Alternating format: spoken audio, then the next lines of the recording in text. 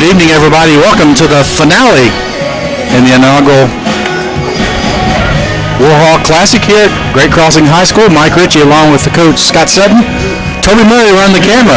We're here to call the ball game as the Great Crossing Warhawks.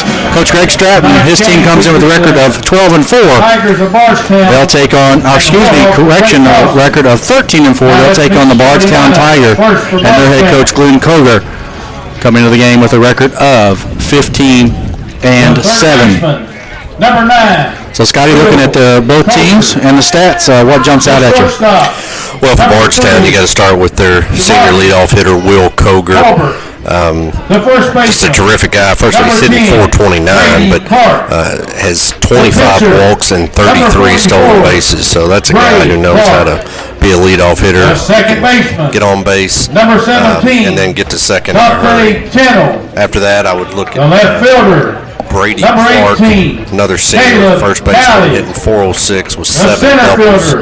So what's interesting about Bardstown is they don't have a lot of power. They've only hit one home run in the year, but you can see a lot of doubles in their lineup. So they're a gap-hitting team, and they steal a lot of bases. On the Great Crossing side, we've said all weekend, we've talked about Seth. And then we've also talked about Zach Lyons, but I want to talk a little bit about Benny and Bond. I think he's had an excellent tournament, hitting .341 going into the weekend, and he's played a terrific second base. He's made some plays where he's made it look routine, but in essence it's really not routine, so I'll give him some shout-outs. Should be a good game. Yeah, like you say, you talked about Will Koger. Looking at the statistics, the state leaders, he's number 7 in triples with 4. He had one earlier, giving 5. He has 25 walks, which makes him number 2 in the state. He's number 4 in runs scored at 32. And if he gets on base, Coach, he's number 1 in the state with stolen bases. He's a perfect 33 for 33. And then you put him on the mound, he's number 22 in the state with 51 strikeouts. Just an outstanding athlete. And, you can wreak havoc when you can have that kind of speed on the base pass. That's why it's so important to keep him off the base, because this is like giving up a double, basically, if he gets on the back. Yeah, and I think Great Crossing, the fans of Great Crossing thought pretty much they were going to get Will Koger, who's their ace. Instead, Coach Koger decided to go with Gray Clark, the senior, starting the game for Bardstown. Bardstown just finished defeating Greene County by a score of 4-2. Great Crossing beat them last night by a score of 5-4. So it should be a pretty good ball game here. Let's do this. Let's take a timeout. We'll come back. Get started. You're watching high school baseball on the birdsnest.com broadcast network. We'll be back right after this.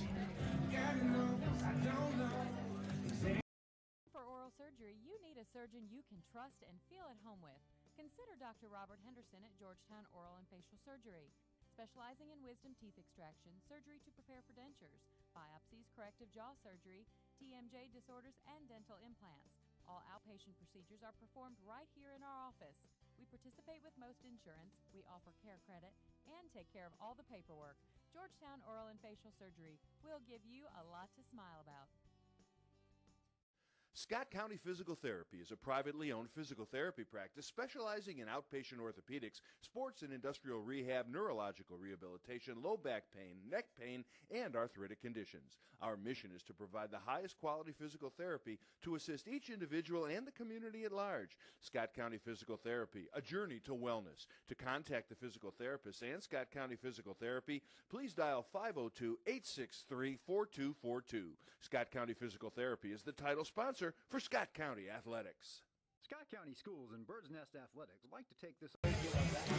Welcome back to the birdsnestsports.com broadcast network. Mike Ritchie along with the coach Scott Sutton, Toby Murray running the camera for us tonight. Should be a good ball game.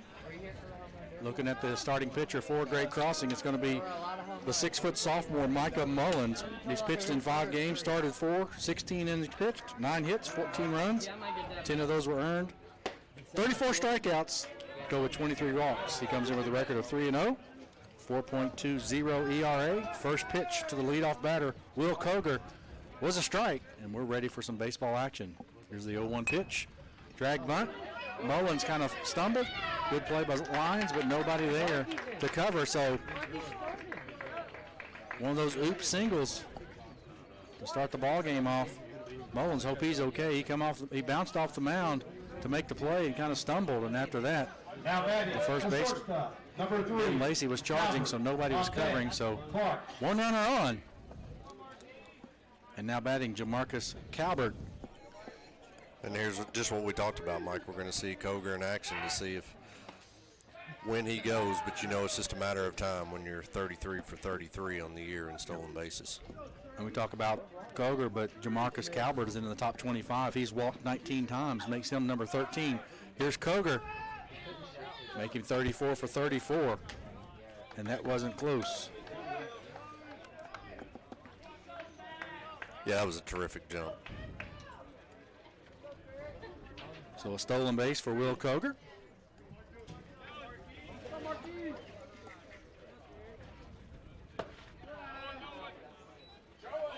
Delayed steal, they're going to throw him out.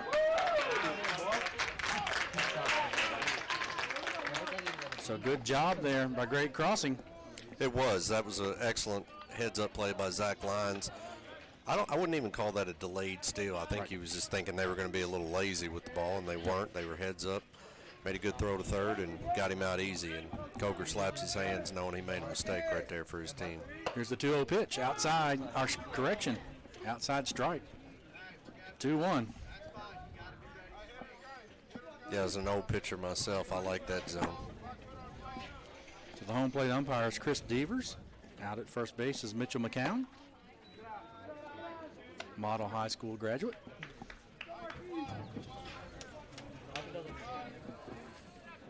Jamarcus Calvert, the shortstop, looks for the 2-2 pitch. Just a little bit outside, and the count goes full. About 61 degrees, partly cloudy, perfect baseball weather. Actual start time of the game is 6:29. Full count pitch. He comes in with that breaking ball. A free pass. First walk of the ball game for Michael Mullins, and that's pretty much his MO. He's talked to some of the coaches for Great Crossing. They say either he's around the plate or he walks quite a few. You can tell that when you look at the walk strikeouts. Yeah. And, you know, early in the game with nobody on, I would have liked to have seen him come with the hard heat right there on a 3-2 count. There are times that you want to come with that 3-2 breaker with runners on or a base open or whatnot, but right there I would have liked to seen him just come with a fastball. So Brady Clark, the first baseman, batting .406, number 8 in the state with RBIs with 31. He has Calvert over at first base. That pitch is in the dirt. And the count evens up at 1-1. One out here, top of the first inning. Warhawk Baseball Classic.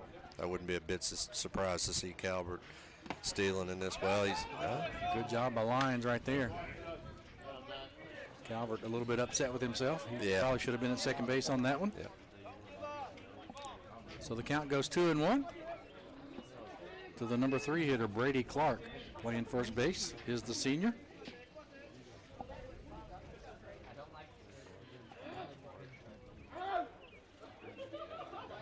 Mullins from the stretch. Outside corner. Strike 2. That's a good pitch right there. I'd like to see him come right back with that.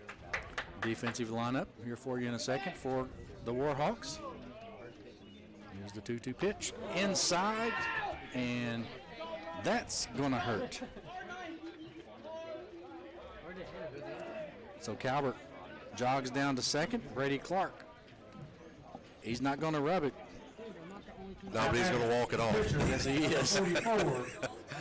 They're telling him in the dugout, don't rub it, but you can tell that had to hurt. So defensive lineup out in left field, Colin Nicholson, Aiden Foster in center, Drake Bird over in right, Seth Bonner at third, Grant Stewart at short, Benny and Bond at second, Ben Lacey into the ball game for Mr. Talia. Zach Lyons behind the plate, Micah Mullins on the bump. Now batting is the pitcher, batting .338, Gray Clark.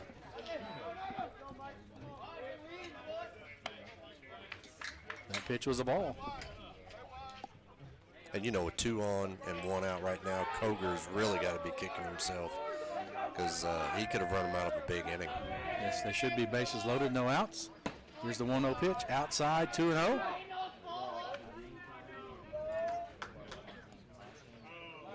Mike has got good stuff. I mean, he's got great velocity right now. I'm wondering if that stumble on the mound on the bunt by Koger. May have. Ground ball. Here's Stewart. Flips it to Bond. Bond fakes the throw. Looks back at third, so we'll get a fielder's choice in the books.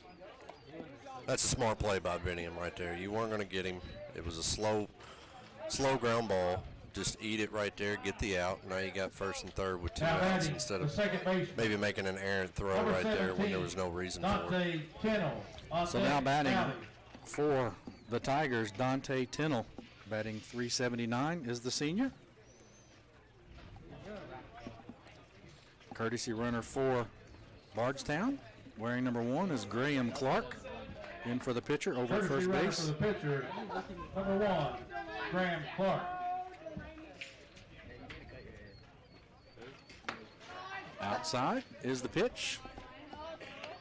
Zach Line says, "How might just need to set up out here?" He's been out there about 5 times this inning. Glad you could join us here for the nightcap. 4th game of the day. Mullins' pitch is in the dirt, and count goes 2-0.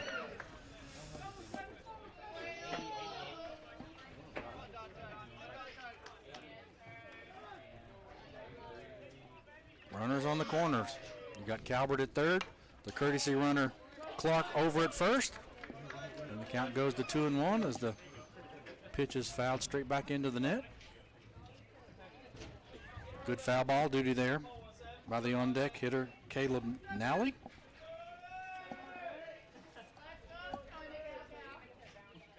Mullins lets the 2-1 pitch go a little bit high, and the count goes 3-1. Right now is a perfect time to give the steal signal. 3-1 count. You got to feel good about your 5-hitter up hitting .364. If it's a ball, he's on. If he hits a ball in the gap, he's going to score. But pitch is high.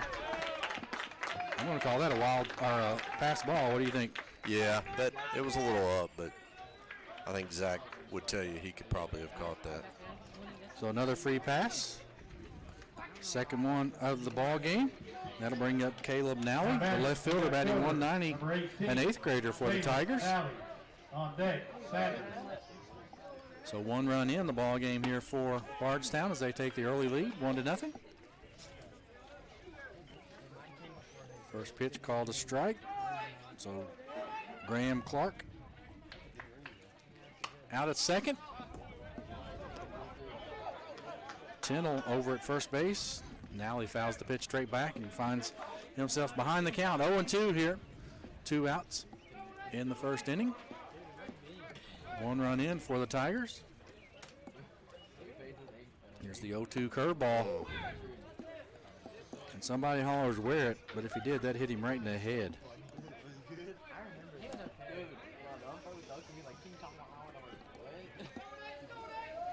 6th batter of the inning for the Tigers.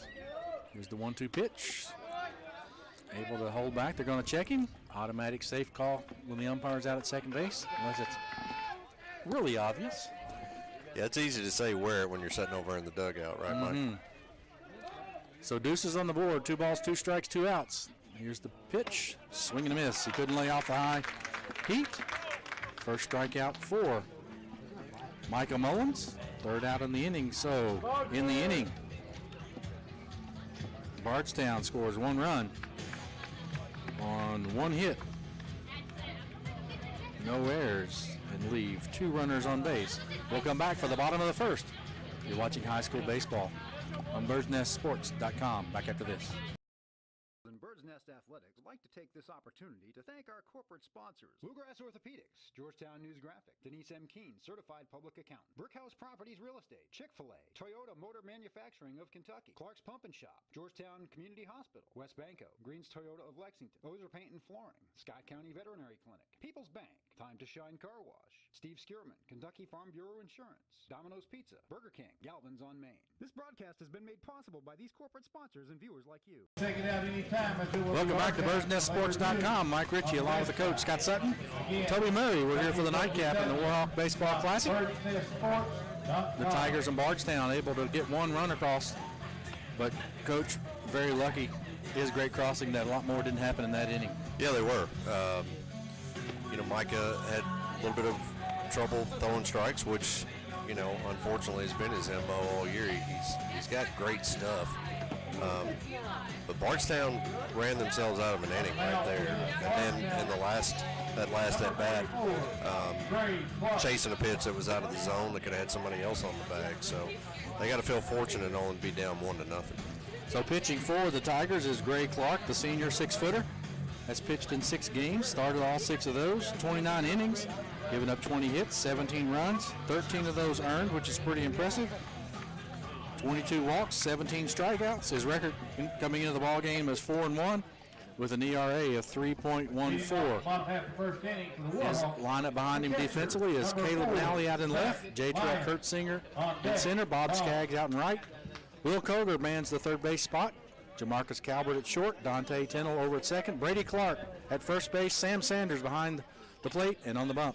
As mentioned earlier, is the senior 6-footer Gray Clark. He's set to face Zach Lyons, the catcher for Great Crossing.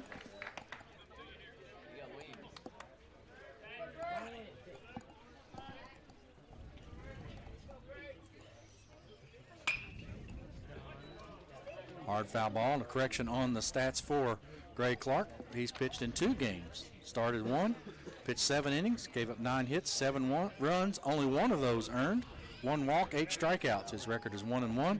Comes in with a .095 ERA, but Coach, you can't be happy when you give up 7 runs and only 1 of those are earned, can you? Yeah.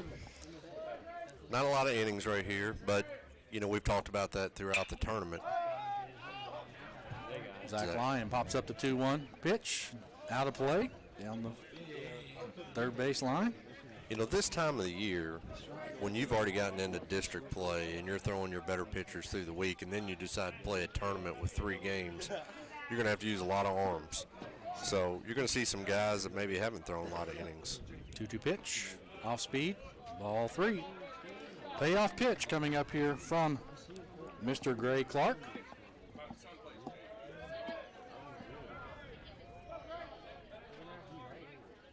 Zach Lyons, the senior catcher, batting .392, stays alive.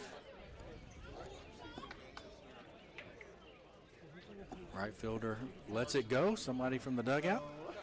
Let's give a shout out to number 21, Charlie Floyd.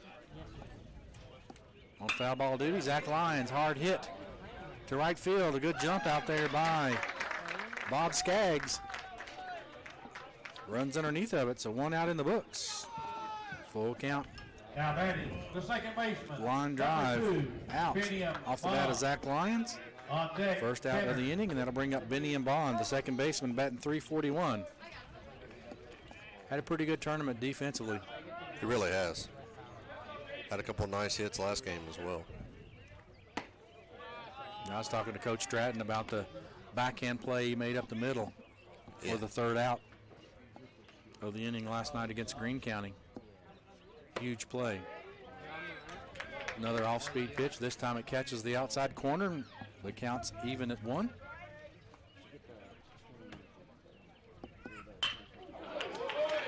They say the best way to hit it is where it came from. Back up the middle for the single for Benny and Bond. First single of the ball game for Great Crossing.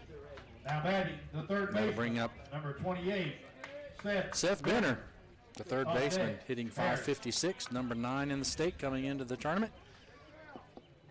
Had an awesome home run last night. Big ball game here earlier today.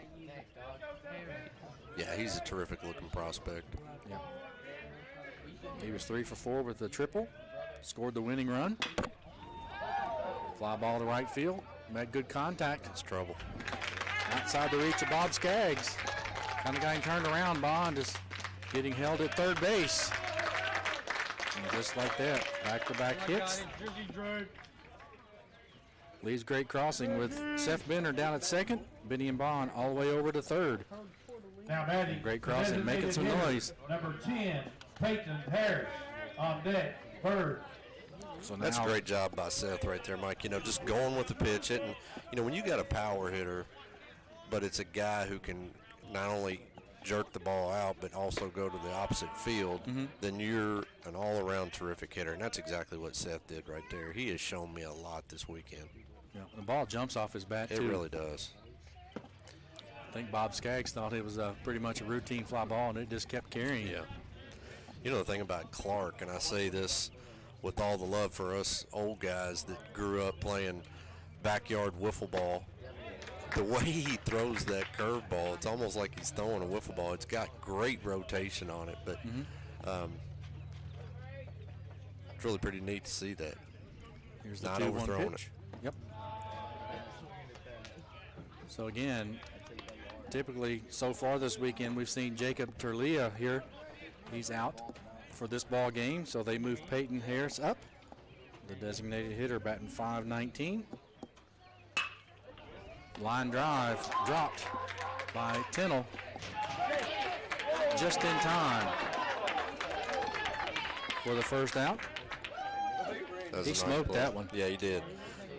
Good heads-up play by the second baseman, though. Tried to see if he could get him out at second. When he didn't, makes a good throw to first to get him by half a The step. right fielder, number 15, Drake Bird. So 2 outs in the inning. 2 runners in scoring position. Benny and Bond down at third. Seth Benner at second. Drake Bird hitting .385 is the right fielder. Batting from the left side. Off-speed pitch. Outside corner. Strike one the call.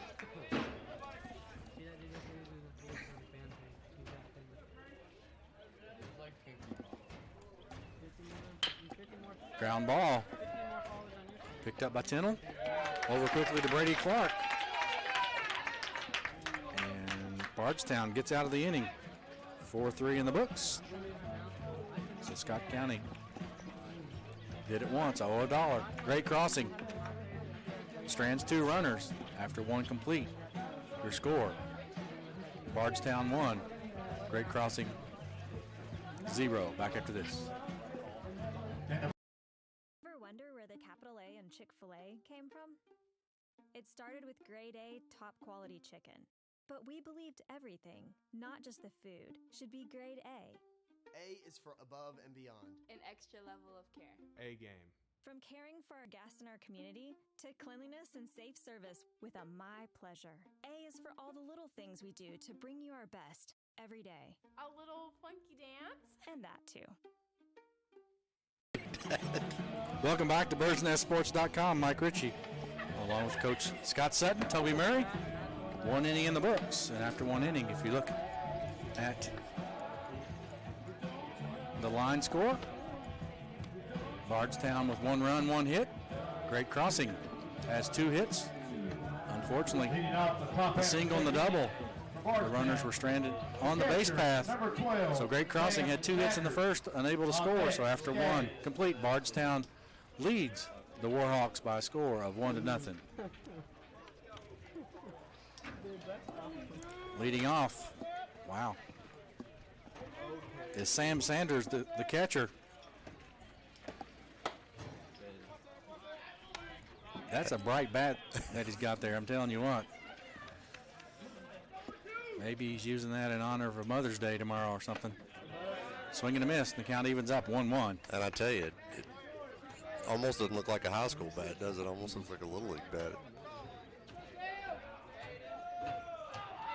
Here's the 1-1 pitch from Mullins. Fastball high.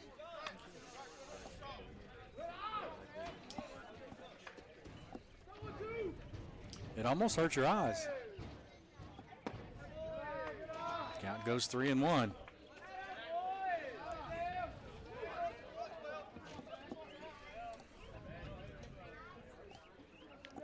Swing and a miss. Count goes full. Let's see what Mullins can do here. Payoff pitch. He gets the sign. Now he's ready to go. Outside, another free pass. 3rd walk. And this is, I'm sure, the frustration with not only Micah, but the Great Crossing coaching staff. You know, number 2, he's got great stuff, and when he's throwing strikes, you can see that Bardstown is struggling. But to give up a leadoff walk right there with the bottom of the order, he's got to be frustrated. So Bob Skaggs, the right fielder, hitting .364. Strike the call. I thought he might be bunting right there. Looked like Coach Koger had a look at the runner at first base, Sam Sanders, like he might have missed a sign or something.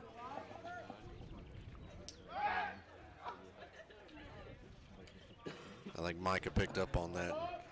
Yep. That was just one of those, I just want to let you know I know you're over there. Yeah. Pick-off attempts. Here's the 0-1 pitch. He squares around, pulls it back. Strike called. Ball gets away from Sac Lions. Well, and we've seen it all weekend. Teams that struggle to get down a sacrifice bunt. Seems to be a lost art anymore. Yep. Yes, it do. There's the 0-2 pitch. Squares the bunt just a little bit outside. They check with the umpire. Mr. McCown out in front of second base. He says he didn't go. The count goes to 1-2.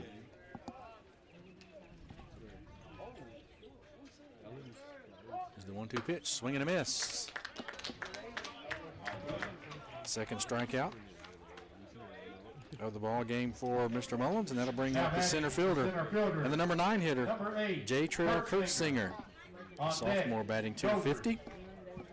You know what's interesting here, Mike? You got your 9 hitter up, and he is the only guy on the team with a home run. Wow.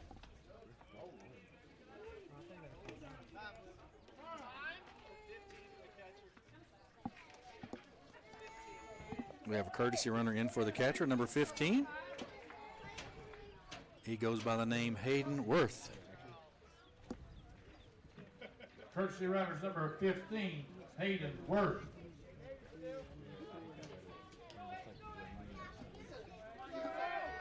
So Worth down at first base. First pitch to the home run hitter, J. Trail Kurtzinger. Inside, ball 1.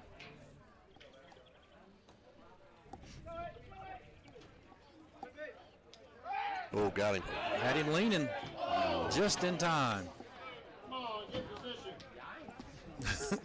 Wow.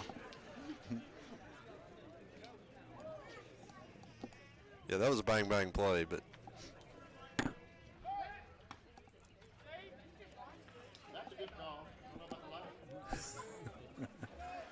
A little bit of free commentary from the stands, picking up from our open microphone here.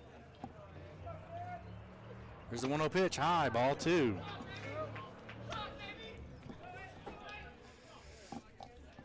Coach Koger over in the third base box, going through the signs.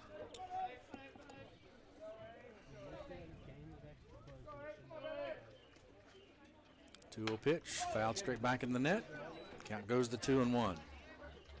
that's a good swing right there by the sophomore. You can see some tools.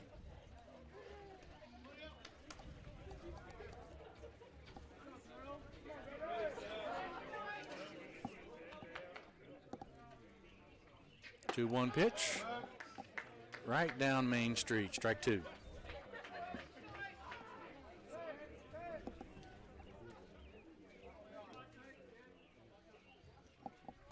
Two-two pitch on its way. Worth over at first base, being held on by Ben Lacey, and that one is a little bit low. 3-2.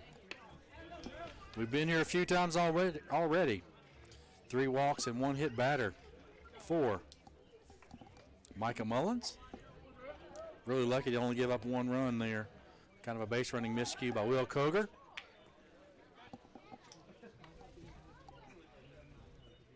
So he got threw out by the catcher, Zach Lyons. Wasn't really a steal, wasn't really a delayed steal. Runners off, full count. Pitch is in the dirt, gets past Lyons. So 4th walk of the ball game.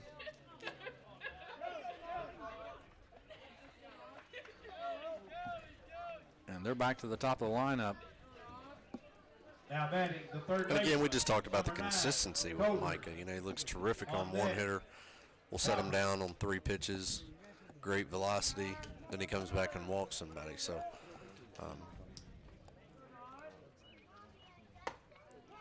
So 1 out here. Apologize for not keeping the scoreboard up to date. First pitch, a strike 2. Will Koger, batting .429, is the third baseman, leading the state, or in the top 25 in the state in 4 offensive categories and 1 pitching category. I think you put all that together, it says pretty good ball player, doesn't it? yeah, he's an exceptional talent. So Bardstown up early, 1-0. trying to do some more damage here. Koger squares around, fakes the bunt, takes the ball 2. And that's not a bad play there. From the left side, your third baseman has to hold just in case they steal. So if he lays the ball down the line, he's going to get on easy, but doesn't have to.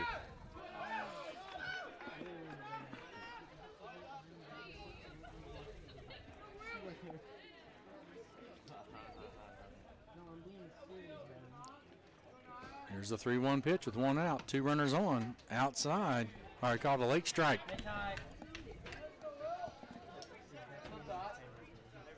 Count goes full. Hayden Worth out at second base. Dodged a bullet right there. Yeah, and Koger turned around and had some words from the umpire. I'm surprised he's going to take that because he was very disappointed in that 3-1 strike call. So Jamarcus Calvert, the sophomore shortstop, walked and scored the only run of the ball game up to this point. Worth down at second. Kurt Singer over at first. 2 outs here. First pitch, fastball, strike 1. On deck, Clark. Mullins only a sophomore.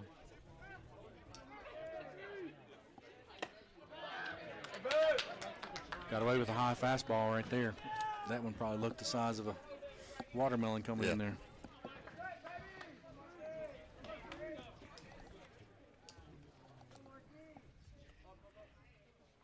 Oh-2 pitch, off speed. Benner picks it up, goes unassisted over at first base for the out. So no damage done, no runs on no hits, no errors, and 2 runners left on base. So after 1.5, Bardstown with the early lead. We score Bardstown 1, Great Crossing 0. We'll be back right after this. You're watching high school baseball on the BirdsNestSports.com broadcast network. Bardstown means great cars, great local sports, great people, and Galvin's, a great place where friends meet for great Galvin's food. Galvin's voted the best local restaurant in Georgetown. Enjoy a great specialty sandwich from Philly cheesesteaks to Strombolis. Bring the whole family. Watch the big games on the big screens. You'll watch the game. We'll make the munchies like our signature pizzas and home-cut potato chips. Galvin's on Main Street next to the courthouse. Join us on Facebook for all the latest Galvin's action. Welcome back to the BirdsNestSports.com broadcast network. Mike Ritchie, Scott Sutton, Toby Murray. Getting ready to go here in the bottom of the second inning. Great Crossing will send Grant Stewart, the junior shortstop, up to the plate to lead off the inning. Aiden Foster on deck and Ben Lacey, the third hitter of the inning for the Warhawks. Grant, our player of the game last night. He's just had a terrific tournament so far. Just a solid fielder at shortstop. Puts the ball in play.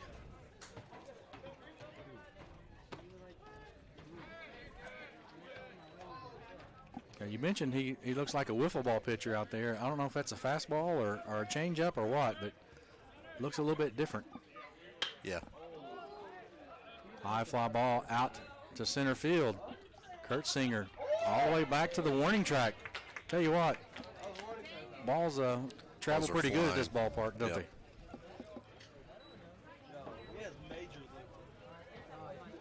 So 1 out in the inning on the fly ball. Out to Kurt Singer in center field. Brings up Aiden Foster. Aiden Foster on deck, Lacey. Foster batting .286. Coming into the tournament. First pitch outside.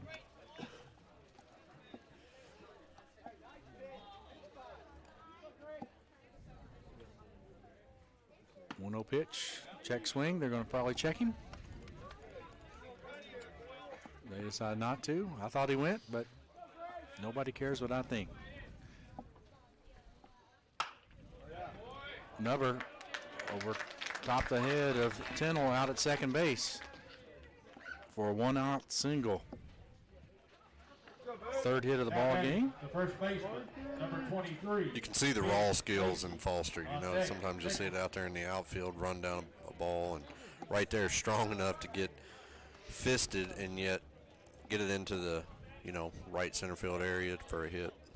So Ben Lacey now batting for the Warhawks, the sophomore first baseman, batting .500 on the year. First pitch swinging. Long run for Kurt Singer. He couldn't get there.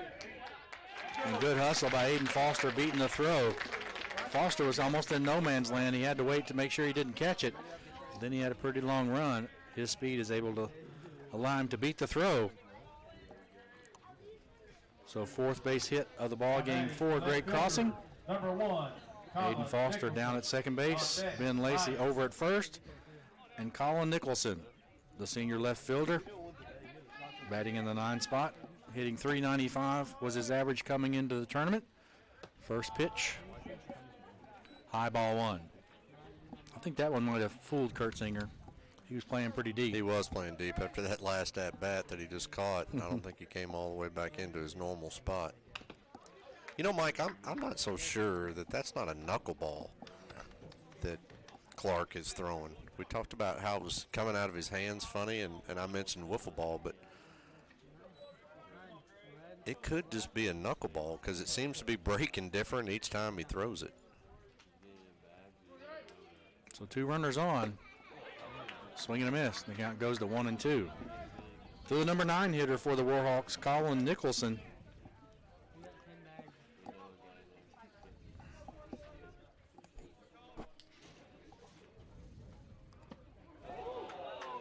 That had a knuckleball look to it, didn't it? Yeah, it did. And it's dancing. You know, major league hitters will tell you the ones who have the most success with knuckleball pitchers are just the free swingers. I'm not really going to sit there and try to figure out where it's going. Wild pitch. Allows Foster to go to third. Ben Lacey. And it's something at the high school level as a hitter that you're not going to see a whole heck of a lot, maybe once a year. Ground ball to Calvert. Calvert. He looked like he was going to call him out, decided to call him safe. And that was the right call. Yeah, good play by Calvert. Unable to get it in time over to Brady Clark. And credit the umpire right there because he had a little hop to him like he was going to ring him, but realized no, he beat it out and made the right call. Number 4, Zach. So Great Crossing, another single infield variety, tie up the ball game here at 1. Lacey unable to move, advance. Ball hit trouble. Well by Zach Lyons down the left field line, goes all the way to the wall. They're going to send Nicholson in from all the way from first, and Zach Lyons into third base as Will Koger unable to handle the ball on the relay throw from Calvert, and 2 runs in. Runs number 2 and 3. That's a terrific job by Lyons right there. Just going with the pitch, hitting it right down the left field line, coming from the lefty. Just curving away from the left fielder and get all the way into third base right there with a couple of ribbies. First pitch to Benny and Bond is a ball. Opportunity here. Middle infielders playing back with 1 out. All he's got to do is get it on the ground up the middle, past the pitcher. Third baseman and the first baseman playing even with the bag.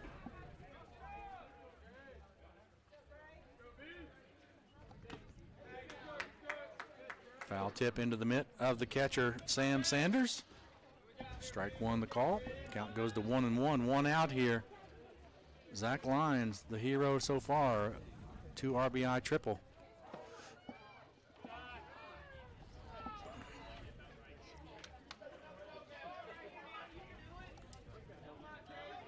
Bond did everything in his power to get hit by that one. That looked like it was about 42 miles an hour. I might even stood in there to take that one.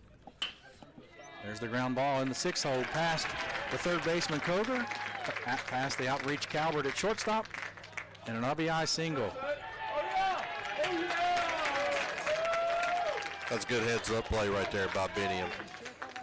They're messing with the ball out there in the outfield. He said, okay, I'll take 2 if you're not going to get it in. So 7th hit of the ball game for Great Crossing, 4th run of the inning. Now batting, the third baseman. It'll bring up number the 7th hitter in the inning Seth for Benner. Great On Crossing. deck, Seth Benner. Benner, the third baseman, had a double.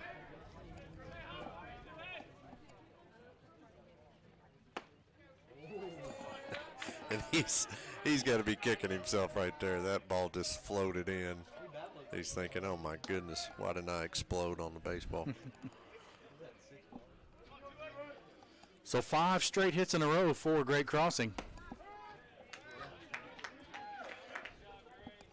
Still 1 out in the inning.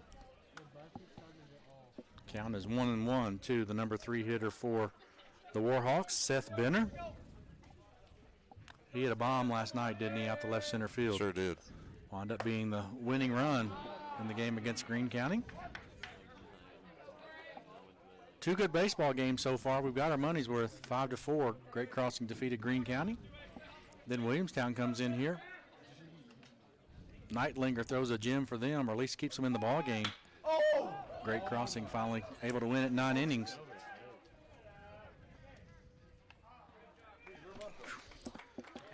And Benner just missed on that. Yep. He's kicking himself. On that one right there, you got to say, hey, the left fielder, Caleb Nally, he stayed with it for the second out. So Benny and Bond still remains out at second base. We have 2 outs, and that'll bring up the designated hitter, Peyton Harris. Grounded out to Dante Tennell in the first inning. 8th batter for the Warhawks. First pitch gets away, and Bond over to third base on the pass ball. That's easy for me to sit up here and say it's a pass ball. If he's throwing knuckleballs, even if it's right down the middle of the pipe, it's hard to catch. It really is, yeah. Pop-up flare. Oh, got it. Tennell with a good play. Good jump over there for the 3rd out of the inning. So the Warhawks send 8 batters to the plate. They wind up scoring 4 runs on 5 hits to take the lead 4-1 here. So 2 innings complete. Great Crossing 4. Bardstown 1. We'll be back right after this on the BirdsNestSports.com broadcast network. Oral surgery, you need a surgeon you can trust and feel at home with. Consider Dr. Robert Henderson at Georgetown Oral and Facial Surgery. Specializing in wisdom teeth extraction, surgery to prepare for dentures, biopsies, corrective jaw surgery, TMJ disorders, and dental implants. All outpatient procedures are performed right here in our office. We participate with most insurance, we offer care credit, and take care of all the paperwork. Georgetown Oral and Facial Surgery will give you a lot to smile about. Welcome back to the BirdsNestSports.com broadcast network. Mike Ritchie, Scott Sutton, Toby Murray. 2 innings in the books. And you look at the line score. After 2 innings, Bardstown 1 run on 1 hit. Great Crossing in the 2nd inning. They played 4 runs, total of 7 hits, no errors. And your score going into the top of the 3rd inning is Great Crossing 4, Bardstown 1. Mike, we'll see right here if Micah settles down a little bit. He's got a 4-1 lead now. Just to relax. You know, he's a young guy with great stuff, so I really think he's going to mature into a terrific pitcher. That ball's getting in there in a hurry. So leading off is Brady Clark.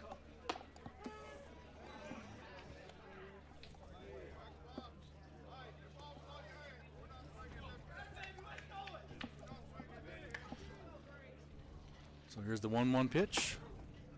Fastball inside and a little bit high to the senior first baseman. Batting .406, 31 RBIs. Ground ball to Stewart. He's been a vacuum. Automatic. Yeah, he's been a vacuum all weekend.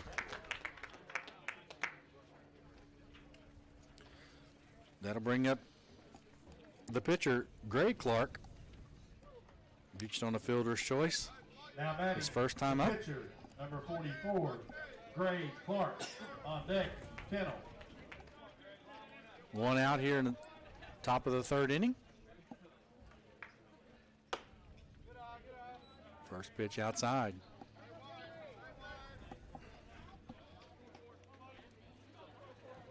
One base hit so far for the Tigers. The count goes to 2-0.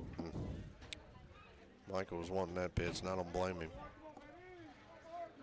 So 2 strikeouts so far, 4 walks for the sophomore for Great Crossing. That pitch in there for a strike. Count goes to 2-1 here with 1 out.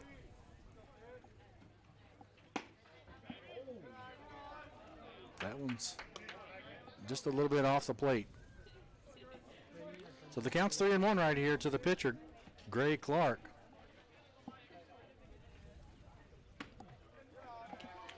And that's where Micah let his emotions get to him right there. And that's where, as he gets older, he'll learn from that. There was a couple borderline pitches right there that went against him. Personally, I thought they were strikes. But on that last pitch on the 3-1 count, he tried to overthrow. He was a little frustrated. And then he gets a clear ball outside. He will learn in time that you can't control everything. If you have a break go against you, you've just got to come right back and make another good pitch. So courtesy runner Graham Clark out running for Gray Clark.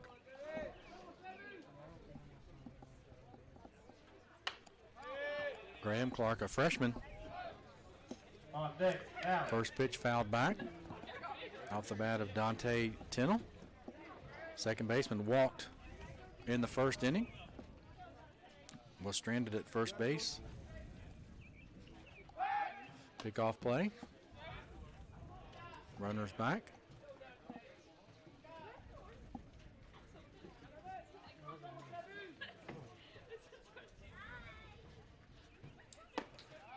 A 1 pitch outside. The count evens up. 1 ball, 1 strike here. I like Micah going with the slide step right there instead of the high knee kick. Give his catcher a better shot of throwing the base runner out if he goes right here. Tennell fouls it back into the net.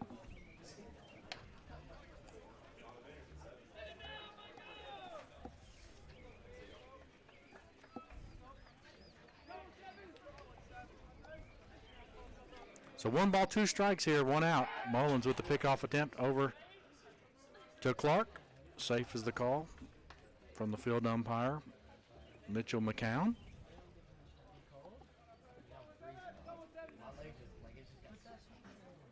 Here's the 1-2 off-speed pitch, strike 3. Strikeout looking.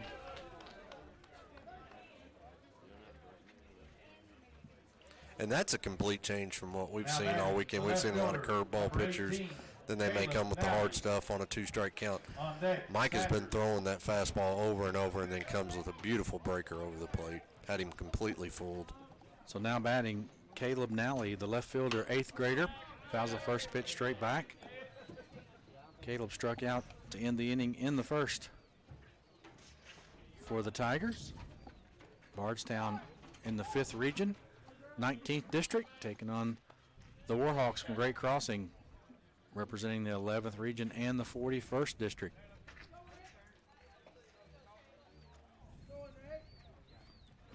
Oh, 1 pitch in the dirt. Good block by Zach Lyons.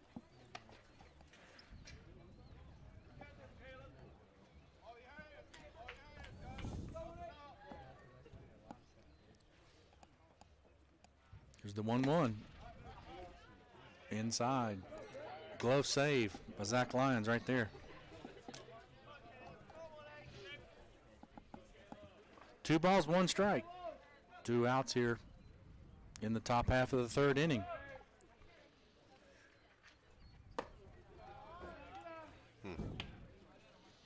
Now make it 3-1. Be a good time to steal right here, Mike.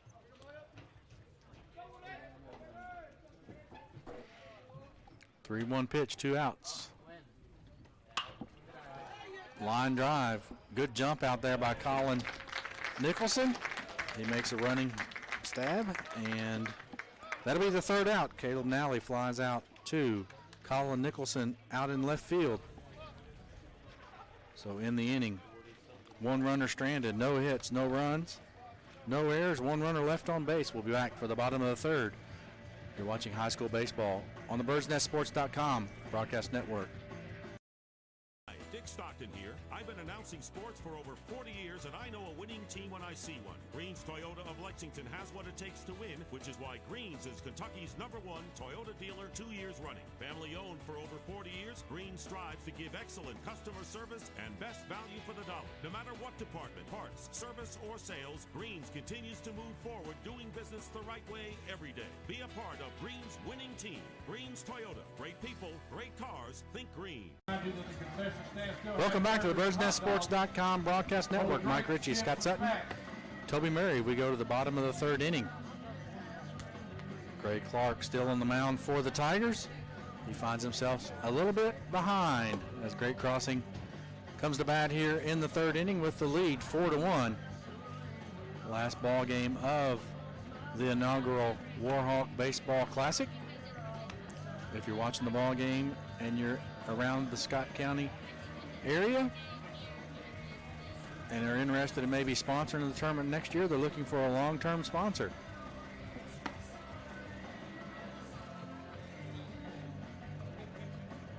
So a good opportunity to give back if you have the capability to do so. For the Warhawks, the right fielder, number 15, Drake Bird. So leading off for the Warhawks as we go to the bottom of the third inning is Drake Bird. Ground ball out to Dante Tinnell out at second base for the third out of the first inning.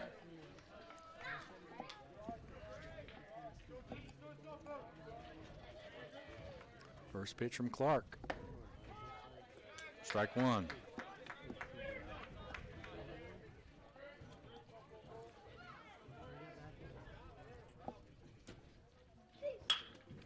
Hard ground ball.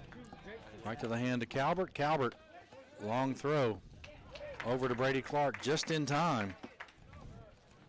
I like this Calvert kid, Mike. He's got great tools at shortstop. Strong arm, Number 9, soft hands, can go to his right or to his left, has made those plays. Came out on a slow roller earlier and made a nice, strong, accurate throw. He can play the game. So now batting for Great Crossing is Grant Stewart, swinging on the first pitch. Ball out in left center field. Calling it is Kurt Singer. J-Trail Kurt Singer. Long run for him. For the second out. Center fielder, number 12, Stewart flew out to him his first time up, and now Aiden Foster up for Great Crossing. Single, scored the first run of the ball game. I'll tell you, if Clark can get an out here, it's just what the doctor ordered. Get a 1-2-3 when you're down 4-1. Yep. That's exactly what you need. That looked like the Oofus pitch right there. Yeah, he's got the 6-12 curveball, and then he comes back with that knuckle curve. And we've talked about this before, even if he's only throwing a 72-mile-an-hour fastball, when you're throwing off-speed pitches like that, it's still going to get in there quicker than what you'd expect. 1-1 pitch. And that's a prime example of it right there. Pops straight back. You were talking about Jamarcus Calvert, the shortstop, only a sophomore. Well, he's going to be a good one.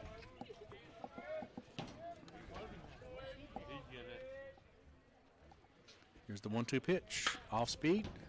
Ground ball. Backhanded by Will Koger. Koger with a long throw. Just almost basically just a flip as he gets it out quickly over to Brady Clark. So Great Crossing. No runs, no hits, no errors, no runners left on base. So 3 up, 3 down for Great Clark. So 3 innings in the books. Your final score, or your score after 3. Great Crossing 4. Your score after 3 innings of play. Bardstown 1. Back after this. 4.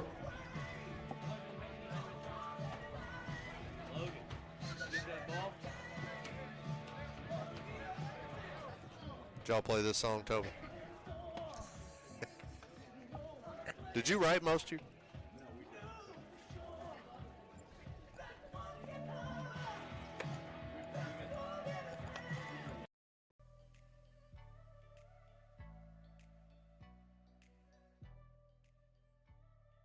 Your health means everything. That's why we work to help keep you safe when you come to us for care. That's also why it's so important to not delay getting the care that you need. Whether it's an emergency, a checkup, or time for a screening like your annual mammogram, get the care that your health needs now, because your health means everything to us too.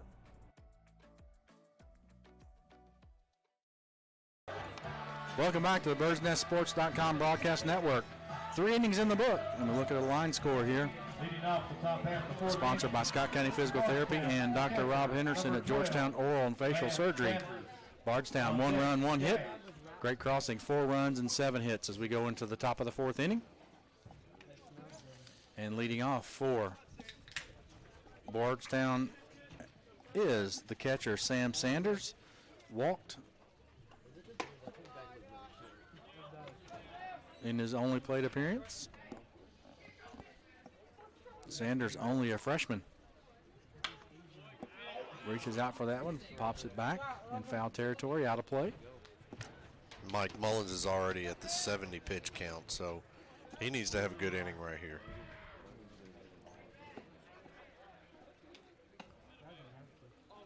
Off-speed pitch outside, and the count goes 2-1.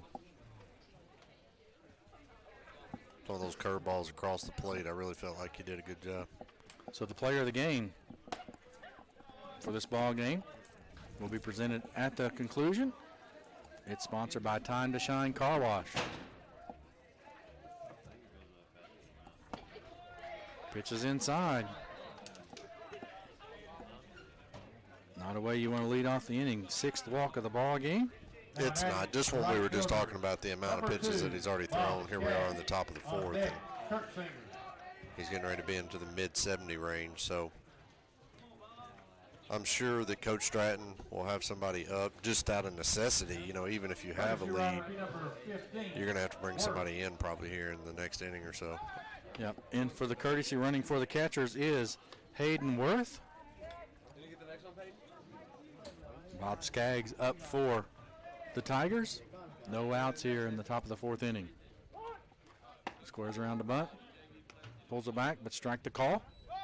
Maybe players need to be on both fences for foul balls. Zach was wanting to throw behind the runner there, but with the fake bunt, first baseman was charging, didn't have a throw. Pickoff move. Worth back in time.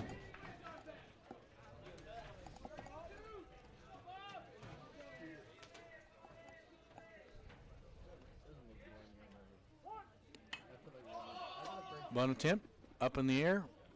Lyons, good attempt, but couldn't get to it in time. And the count goes to 0-2.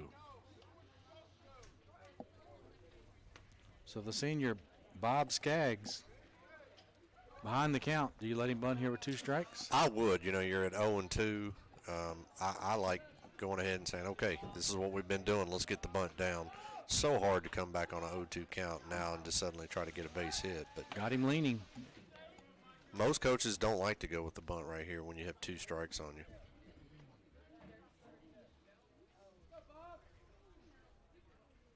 Here's the 0-2 pitch. He does square around, but not close enough to even contemplate attempting to bunt that one. No, that was a good read right there by Skaggs.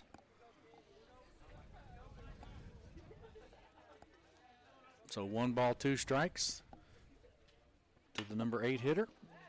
He pops it to Bond. Bond lets it get away from him with the funny hop.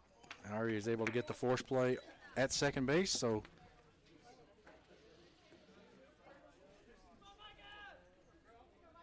one out here on that fielder's choice. I thought Bond was going to be able to catch it in the air, but the nice thing about it, he couldn't catch it, but he actually knocked it down just enough to keep it within reach. I think he took his eyes off of it just for a second to see where that base runner was, to see, am I going to have a play to throw it back to first? And when he did, just got under his glove. But like you said, he knocked it down enough to, and then he didn't rush. I like the fact that he didn't rush. Got the baseball, made a good throw to second, got the lead runner. No damage done. So the center fielder at the plate, J. Trail Kurtzinger, only a sophomore. Count is even, 1 ball, 1 strike. Yeah, I like this kid's swing.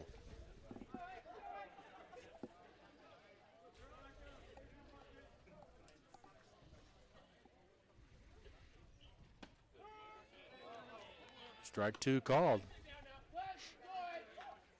And if Mullins can throw that for a strike with his velocity, a lot of hitters are going to have a tough time catching up. But that's what he's got to do. You know, you got to be able to throw everything for a strike, and when you do, you can be effective.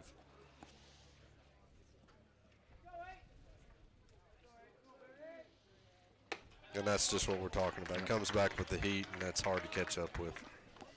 So threw that one by him, so his 4th strikeout of the ball game. Second out here in the inning. That'll go back to the top of the lineup, and Will Koger. Third baseman, number 9, Koger. Koger 1 for 2 in the ball game. On deck, Calvert.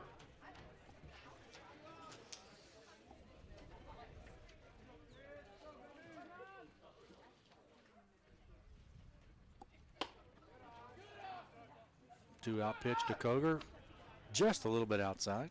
Ball 1. And Coach, you were talking about, I think, with his velocity, if you can get him to the point to where the hitters go into the box saying, I know he throws it hard, but it's going to be close. I cannot take a pitch. Yeah. Pop-up foul. It just makes you so effective. We talked last night about a kid that I had that pitched for me that was right around that 78, 79 mile an hour, but because he could throw the curveball for a strike at any time, he was an effective guy. I mean, he got a lot of people out, and you can do that if you're a pitcher. So here's the 1-1 pitch on its way. Runner off. Off-speed pitch called ball 2. Lyons had no shot there. Not only did Micah decide to go with the high leg kick there, which we were talking about earlier, but it was a breaking ball, so he had that base stolen pretty easy, which puts a guy now in scoring position with 2 outs and your best hitter at the plate.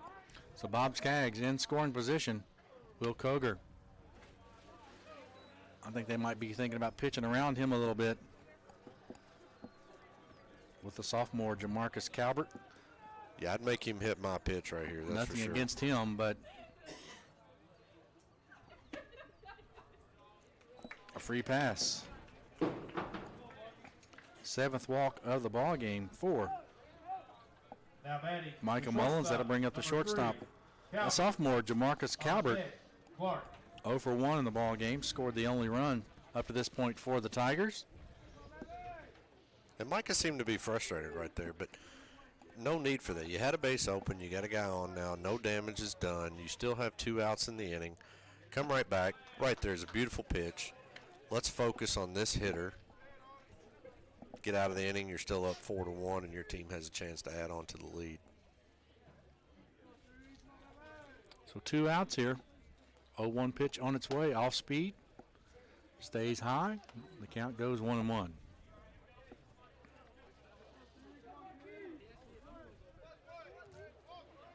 So it's a little bit early here, but I know Toby Murray's thinking about where we're eating after this ball game.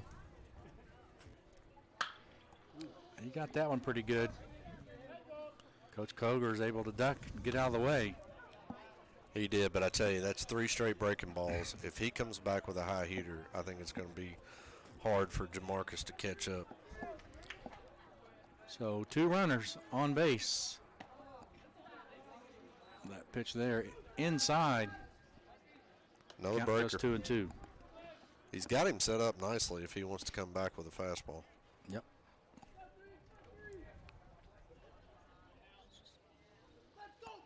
So 2 outs here, 2-2 count. 2 runners on base. Here's the pitch. High heat for the strikeout. Hate to say it, but Coach, it sounds like you know what you're talking about on that one. Up here in the booth anyway. I'm telling you. You keep making these predictions, you have to get one right eventually. That's right. But Bardstown, a little bit of threat right there. They leave 2 runners on base, unable to score. We'll take a timeout. We'll come back for the bottom of the 4th inning here on the BirdsNestSports.com broadcast network. Back after this. Kierman, agency manager at the Scott County Farm Bureau Insurance, would like you to know that as your local insurance agent, he is right here in your community, ready to help you with all your insurance needs. In the event of a loss, you can count on Kentucky Farm Bureau Insurance to help you through it. We have local claims adjusters to serve you at your time of loss. We are knowledgeable about our community and can provide valuable assistance and advice when needed. Call the office today at 502-863-2454 for a free, no-obligation quote. Kentucky Farm Bureau Insurance, big on commitment. Welcome back to the BirdsNestSports.com broadcast network. Mike Ritchie, along with the coach, Scotty Sutton. New pitcher into the ball game for Bardstown. Dante Tennell, the second baseman, will come in. Coach, any season stats for him? Yeah, he's thrown 9 innings so far, giving up 10 hits, 10 runs, 6 walks, and 5 strikeouts. So certainly not one of their main pitchers, but we've talked about it all weekend. When you're playing this many games, and you're going to have to use a lot of arms. So it looks like that Gray Clark and Dante Tennell just swap spots. So Clark's out at second base. As you can see him taking the throw from the catcher. And Dante Tennell in there trying to keep this ball game close as Bardstown finds himself down 3. Score 4-1. And leading off for the Warhawks in the bottom of the 4th inning is the first baseman, Ben Lacey.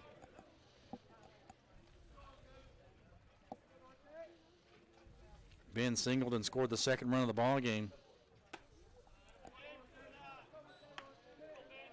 for the Warhawks. First pitch is called ball 1.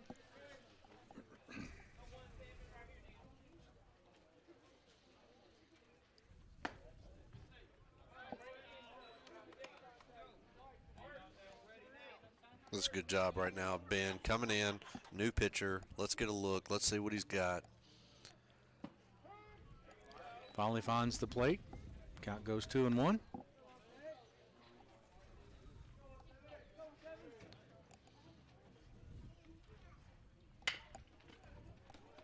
Ground ball over to Koger. Koger up quickly, fires it over to Brady Clark. 1 out. I tell you, Koger has an absolute cannon over there at third base. Now batting, the left fielder, number 1, Colin Nicholson. On deck, Lions. And just for kicks and giggles, looking at his pitching stats when he is on the mound, 51 strikeouts to 10 walks. I'd say he's a flamethrower. First pitch swinging is the number 9 hitter, Colin Nicholson. Good play out in left field.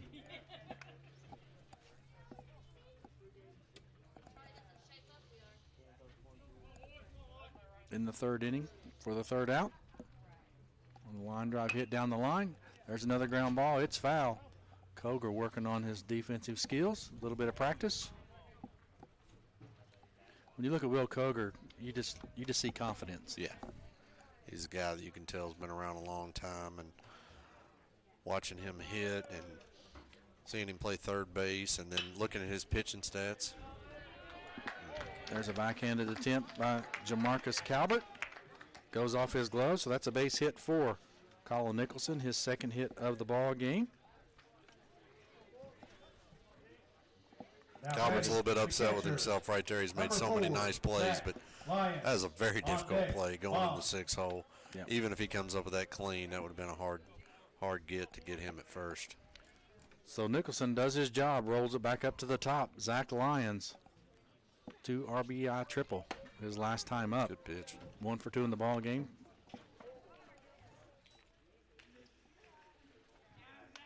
First pitch is a strike. Count goes to 0-1. Here 1 out. In the bottom of the 4th, pickoff attempt. Good job of Brady Clark. Sure was. You don't block that up, that may scurry down the right field line, and he's liable to be at third base.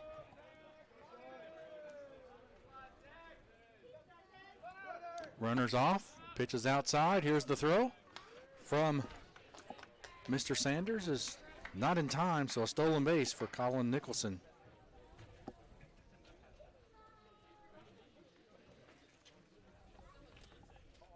So great crossing. Trying to do some damage here in the bottom of the 4th inning. They already have a 3-run lead, 4-1. New pitcher in the game for them. Coach Stratton giving a lot of signs right there, but you got this guy in scoring position already. I'm sure he's just letting Zach say, hey, hit me a ball hard. Zach Lyons hits one out to center field. Underneath of it is Kurt Singer, and unable to advance is Colin Nicholson. So fly ball out for the second out in the inning. We'll bring up the number 2 hitter, Biniam Bond. Number 2, Biniam Bond. On deck, Benner. So Colin Nicholson in scoring position. Had a 1-out single, stole second base. Looking for Biniam Bond to get him home here. First pitch from Tennell is a little bit outside. So that's going to be a wild pitch as Nicholson goes to third. I was wondering what you would have given right there if you gave him a wild pitch or a pass ball. It only had 2 choices. It can only be half wrong. Yeah, could have gone either way. Bond with a 1-hopper to Calvert. Calvert with an easy throw over to Brady Clark. So no damage done there. As Biniam Bond hits a ground ball to Calvert, he flips it over to Clark for the 3rd out of the inning. So 4 innings in the books. Great Crossing with the lead, 4-1 over Bardstown. We'll take a timeout. We'll come back. You're watching birdsnestsports.com baseball. Warhawk sent 4 batters to the plate. Surgery, you need a surgeon you can trust and feel at home with. Consider Dr. Robert Henderson at Georgetown Oral and Facial Surgery. Specializing in wisdom teeth extraction, surgery to prepare for dentures, biopsies, corrective jaw surgery, TMJ disorders, and dental implants. All outpatient procedures are performed right here in our office. We participate with most insurance, we offer care credit, and take care of all the paperwork. Georgetown Oral and Facial Surgery will give you a lot to smile about.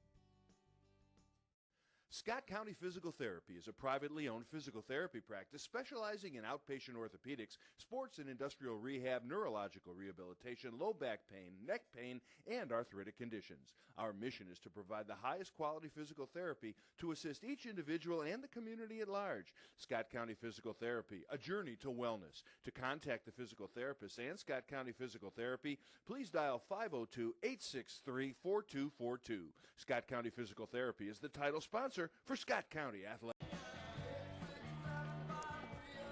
Welcome back to the BirdsNestSports.com broadcast network. Top half of 5th inning for Bardstown. Mike Ritchie, Scott Sutton, First Toby base, Murray here. Number 10. We go into the top of the Brady 5th inning. Clark. On deck, Gray Clark. Leading off the 5th inning is a couple of Clarks. Brady Clark will lead off, followed up by Gray Clark. First pitch from Mullins is ball 1.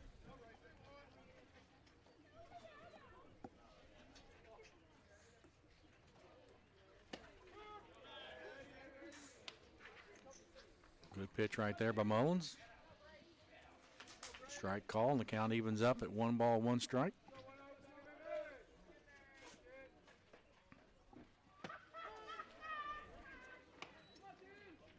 Micah relaxes and doesn't try to overthrow. That's what you're going to see a lot of hard strikes. Now he has Brady Clark set up here. We'll see if he comes with a little off-speed pitch. Counts 1 and 2, and he says, nope, I like my fastball, but it's just a little bit low.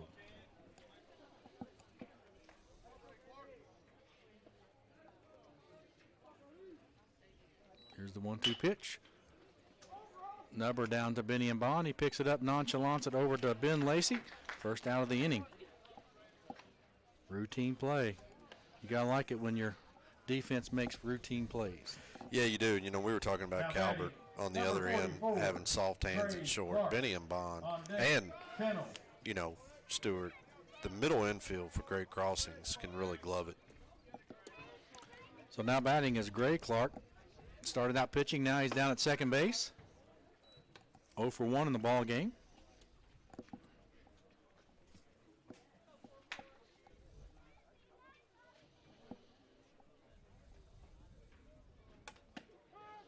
Any baseball coach will tell you, Mike, if you can be strong up the middle with your middle infield, your center fielder, and your catcher, you're going to win a lot of baseball games.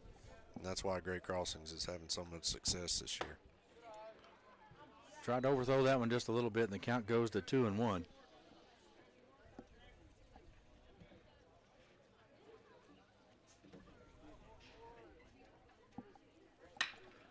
Line drive.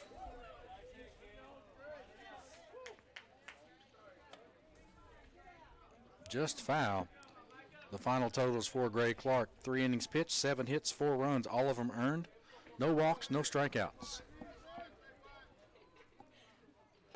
2-2 pitch, breaking ball. Forgets to break. The count goes full. 1 out here in the top of the 5th inning. Bardstown behind on the scoreboard, 4-1.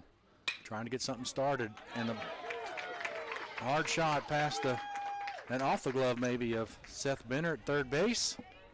So a 1-out single. Now batting, the pitcher, number 17, Dante Tennell. That was a good at-bat right there by Clark. Yep. Works it to a full count, stays back, lets the ball travel, and drives it.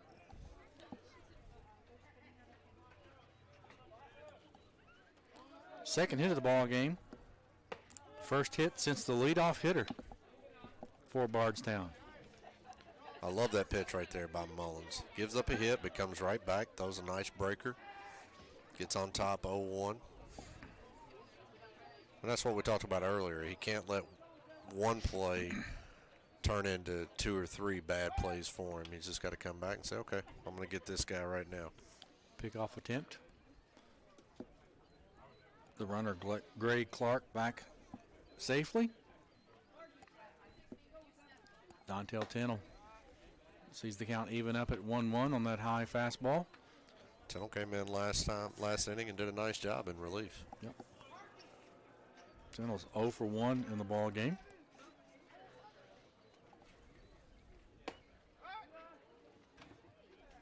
Pickoff attempt from the catcher. Good throw from Zach Lyons. Ben Lacey awake over there at first.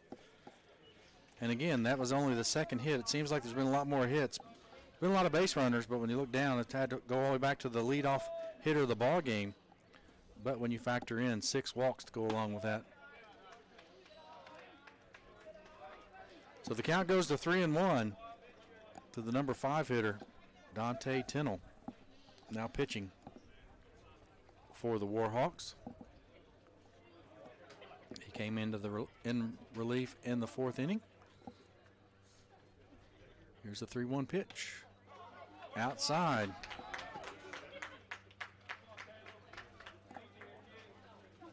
I think we might see a visit right here from Coach Stratton.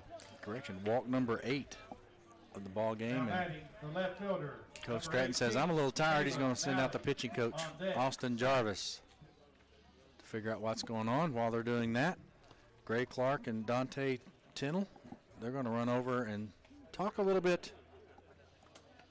to the coach.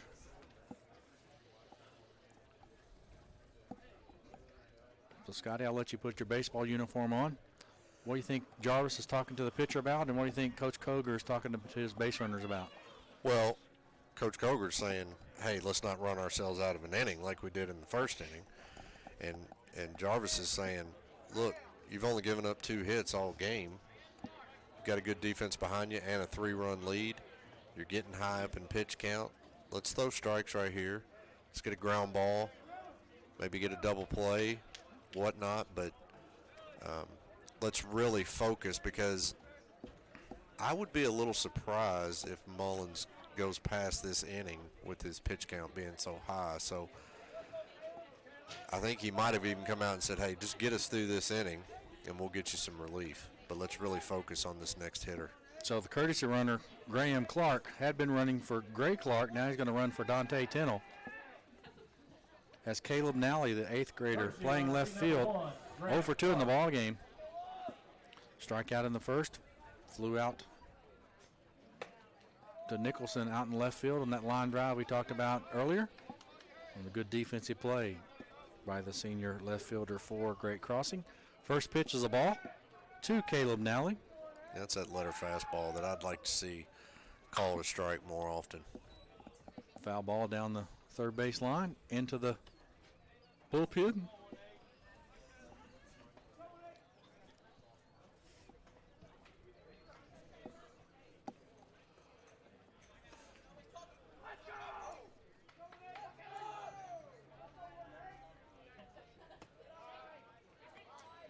Mullins behind the count now, 2-1. 2 runners on base, 1 out here, top of the 5th inning.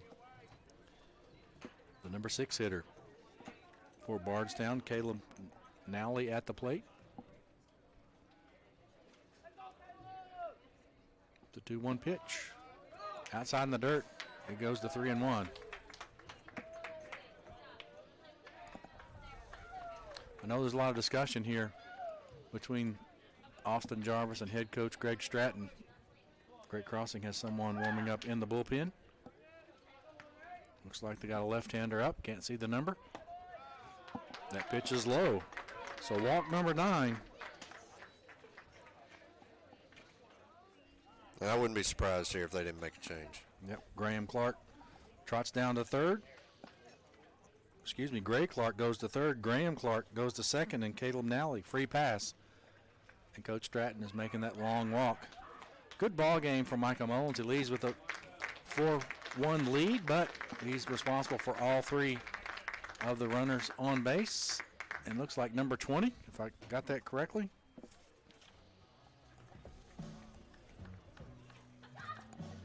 Caleb Morrison into the ball game for Great Crossing.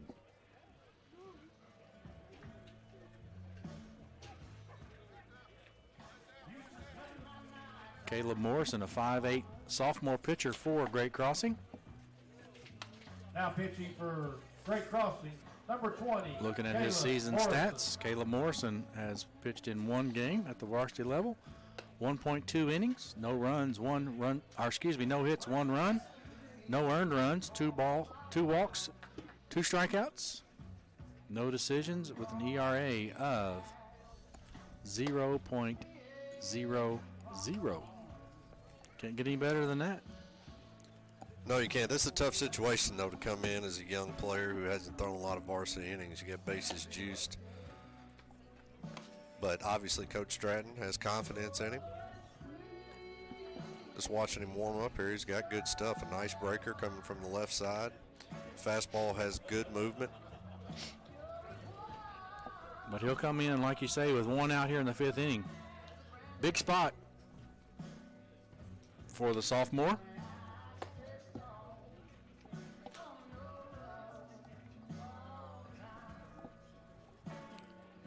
As he has the bases full. And on the base path for Bardstown, Gray Clark's down at third. Dante Tinnell. His courtesy runner, Graham Clark, is down at second. Caleb Nally is over at first. And the catcher, Sam Sanders, has walked twice up to this point, so he's officially hasn't had a plate appearance or an at-bat. So Morrison coming from the left side. We'll have to start from the stretch. Here's the first pitch. Outside.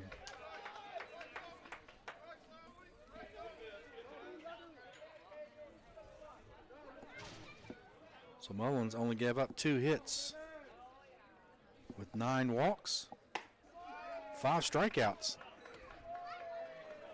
for the sophomore, and 4 1/3 innings. We'll see. We'll give you the run and earned run total at the end of the inning, because he's responsible for the 3 base runners out on the pass right now with 1 out. And Caleb Morrison finds himself just in a little bit of a hole. Yeah, I felt bad for him because I thought that first pitch was a strike. Squeezed him a little bit, and then the next 2, he's getting so much movement. I'd like to see him start that on the inner half. That pitch caught the edge of the outside corner. Count goes to 3-1. To the freshman catcher, Sam Sanders. 3-1 pitch, swing and a miss. And he's battled back to make it a full count. You don't want to rush this pitch right here. He got that ball and got right back into his set, but get your pitch right here, take your time.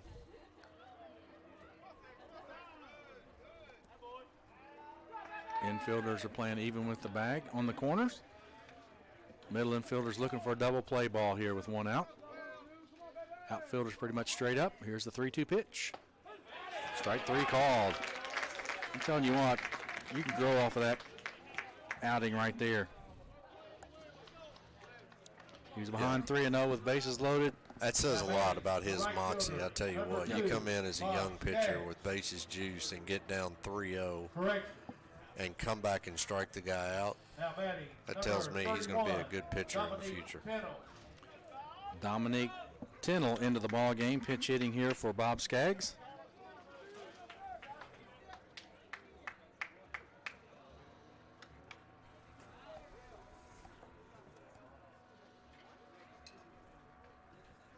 Lyons goes out and talks to his pitcher.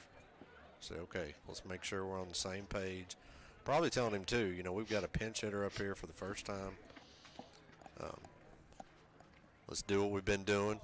Focus. Let's get out of this thing.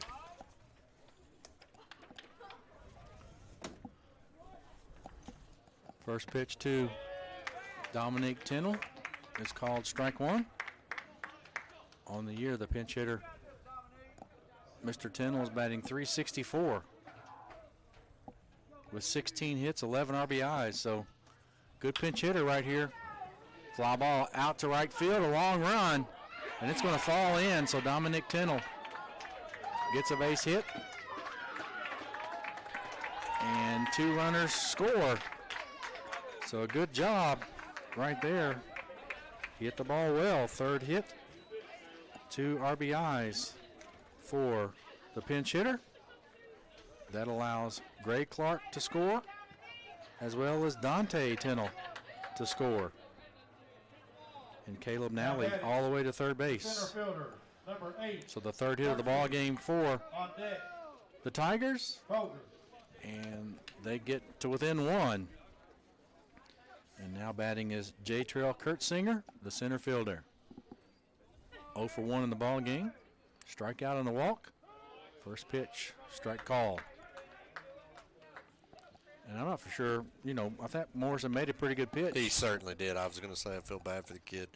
Comes in, gets a guy to strike out, and then on that, you know, just a flare down the right field line. Yep.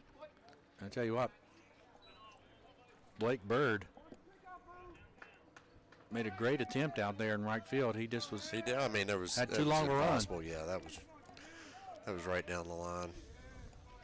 No way he could have got to that. So the runners on the corners here. Little pressure on Lyons. Swing and a miss. Count goes to 1-2, but you got to make sure right here, if you're the catcher, you cannot let the ball get past you. With a runner on third, chance to tie it up here.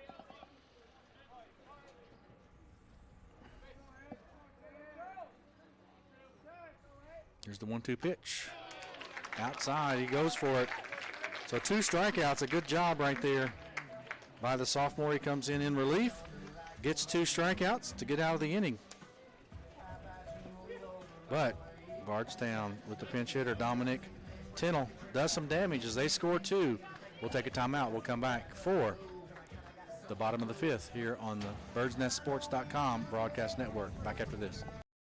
County Physical Therapy is a privately owned physical therapy practice specializing in outpatient orthopedics, sports and industrial rehab, neurological rehabilitation, low back pain, neck pain, and arthritic conditions. Our mission is to provide the highest quality physical therapy to assist each individual and the community at large. Scott County Physical Therapy, a journey to wellness. To contact the physical therapist and Scott County Physical Therapy, please dial 502-863-4242. Scott County Physical Therapy is the title sponsor for Scott County Athletic. We got some defensive substitutions out there.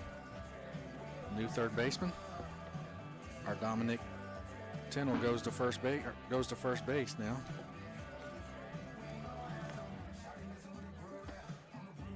And I think Brady Clark. Welcome back to the birdsnestsports.com broadcast network. A couple of changes out there. Dominic Tennell stays in the ball game, goes to first base. And if I was a guessing man, I would say Brady Clark was playing first base. He'll go out to left field. Benner on deck. Harris.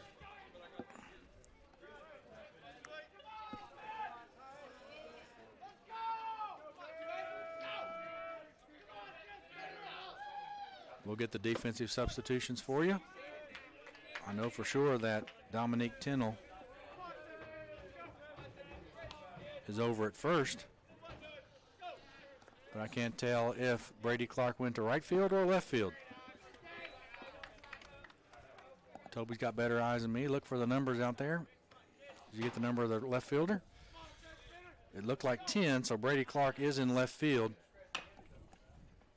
Now we got to see if Caleb Nally went out to right field. And I would say he had to.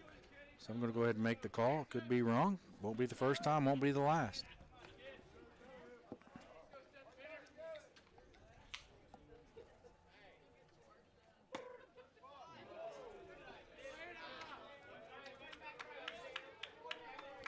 So the count 2-2 on the leadoff hitter of the inning for Great Crossing in the bottom of the fifth, Seth Benner. 1 for 2, line drive down the right field line, just foul. Now we talk about baseball as a game of inches, and last inning that ball for Bardstown was able to just sneak inside the line to score 2, and there Benner has no luck. From my point of view, it looked like it had hit right on the line, but first base umpire was all over it and immediately threw his hands up to say foul ball.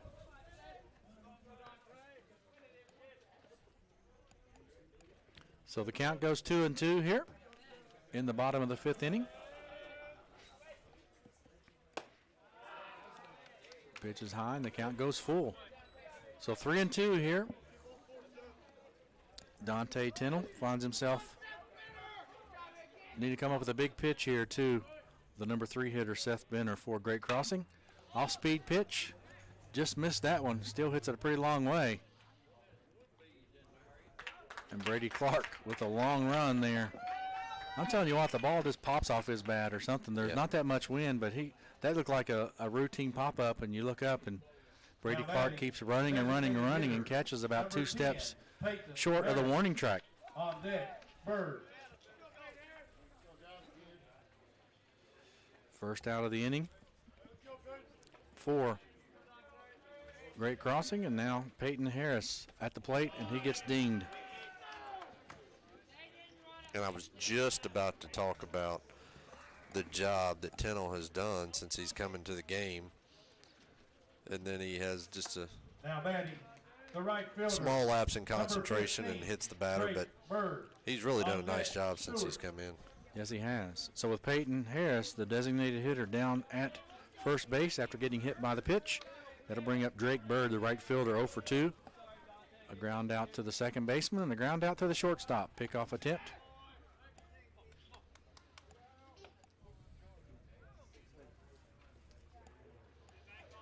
So 1 out here in the bottom of the fifth inning. 4-3 is your score. Nice shot. The left fielder was playing over in the gap in left center field. He has a long run and nothing you can do right there. As hats off to Drake Bird. A single. Runner advances to third. So that's the 9th hit of the ball game for Great Crossing. Shortstop, number 9, Grant Stewart. On deck, Foster. And one thing about Great Crossing, we looked at the stats, the team stats earlier. They're number 2 in the state with an average, from an average perspective, at 397, and you can see why. They've had almost 10 hits in all 3 ball games so far this week.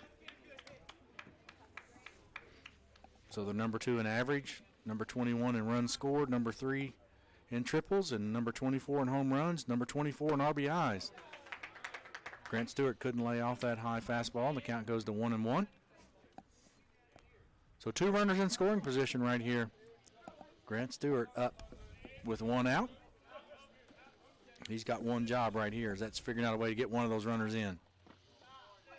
That pitch is in the dirt. The count goes to 2-1. And he's already hit 2 deep fly balls to center field, so I'm sure he's thinking right now, all right, this is where I wouldn't mind a deep fly ball to center to score one of these guys, get a little insurance. Here's the 2-1 pitch. He's going to go for a base hit. It's hit pretty hard. Brady Clark in quickly. Coach Stratton says, I already tried that once in the tournament. I'll hold my runner, Drake Bird, at third. But a runner's in. 5th run of the ball game for number 12, Aiden Foster. Great Crossing, 10th hit. On deck, Lacey. So an RBI single for Grant Stewart to bring up Aiden Foster. Runners on the corners and one out. 5-3 is your score. Drake Bird at third. Grant Stewart, he's probably looking to get a jump here, and he gets a good one. Pitch is outside and an easy stolen base.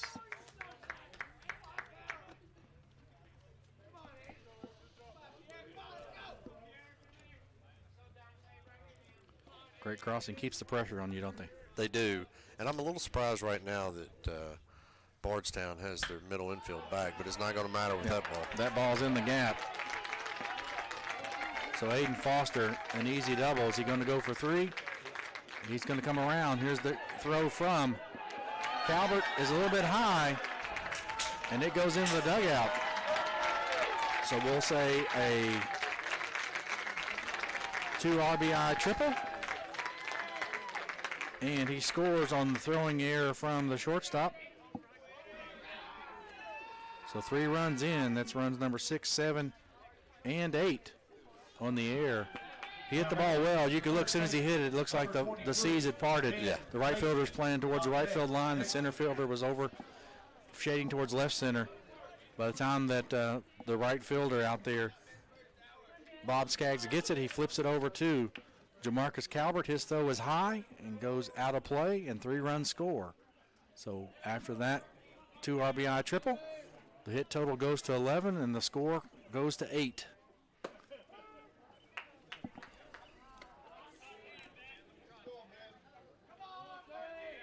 So Aiden Foster in the early lead for our Time to Shine Car Wash Player of the Game. Pop-up called for by the second baseman, Gray Clark. And, you know, Mike, that all started. Get the first out. Tennell had done a nice job coming in, and then he hits a guy. As soon as you get a guy on first base, got to go out of the stretch. Things tend to change a little bit, and now all of a sudden you look up and they've scored 4 more runs. First pitch swinging is Nicholson with the good play, smooth play out there by the shortstop, Jamarcus Calvert. A great stretch by Dominic Tennell for the 3rd out of the inning, but damage is done. Great Crossing scores 4 runs in the inning to extend the lead back out to 8-3. We'll take a timeout. We'll come back. You're watching high school baseball on birdnestsports.com. Back after this.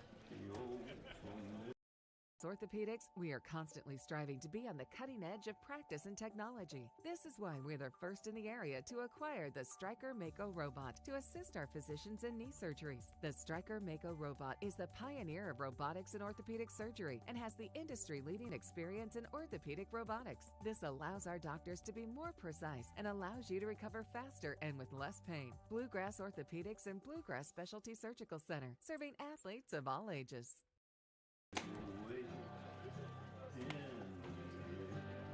Welcome back. The Bird Nest Sports Broadcast Network. Mike Ritchie along with the coach, Scotty Ball Diamond Sutton. Looking at your totals on the line score. Brought to you by Scott County Physical Therapy and Dr. Robert Henderson and Georgetown Oral and Facial Surgery. Bardstown after 5 complete.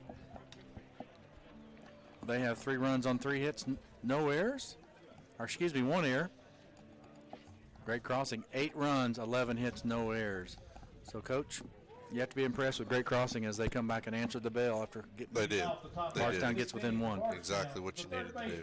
Number 9, Coger. You know, Mike, we were talking about what a great prospect Coger was. I looked up, and he has already committed to Coach Dan McDonald and the Louisville Cardinals. That's a pretty good program if you're going to play at the next level. Pretty good program, yeah.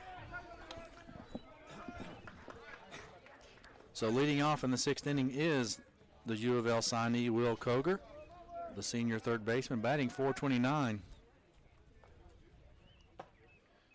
In the top 25 in 4 offensive stats and in the top 25 in 1 pitching stat. He's ahead in the count here, 2-0. And now if you're Caleb Morrison, you just need to throw strikes right here with a 5-run lead. You do, and I'm sure that's exactly what, you know, Coach Stratton is saying. Hey, we're back up 8-3. Relax. You can go out of your windup. let your defense play. Let's throw it in there. He fouls that one back. And the final stats for Micah Mullins, 4 in the third innings. 2 hits, 3 runs. All those runs were earned. 9 walks, 5 strikeouts. Caleb Morrison has been in since the 5th inning for the Warhawks. 2-2 pitch. Outside. The count goes full. Tried to be a little too fine there. Just got to let that go.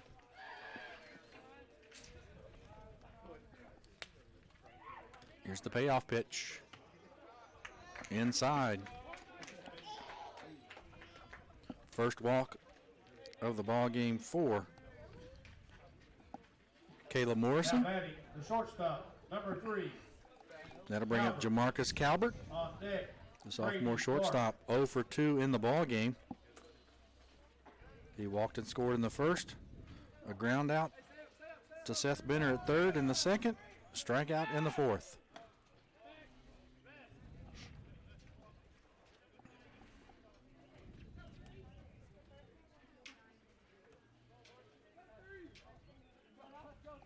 Ball game time, and we've been in about 1 hour and 35 minutes up to this point. Good pace. You know, as good as Koger is at stealing bags, 34 for 34 on the year. Be interested to see what he's got a huge lead, even with a left-hander. And he takes a step back. There's a shot, and again, I don't know if it played into it, but Grant Stewart kind of had to shade towards the bag at second, thinking about the stolen base. So the 6-hole is a little bit bigger, and a single off the bat of now batting, the first base, Jamarcus number 10, Calvert. Brady Koger Clark. goes out to second. On deck, Gray Clark. 4th hit of the ball game for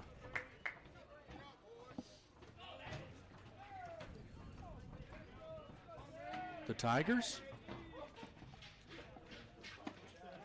First pitch outside corner, strike 1.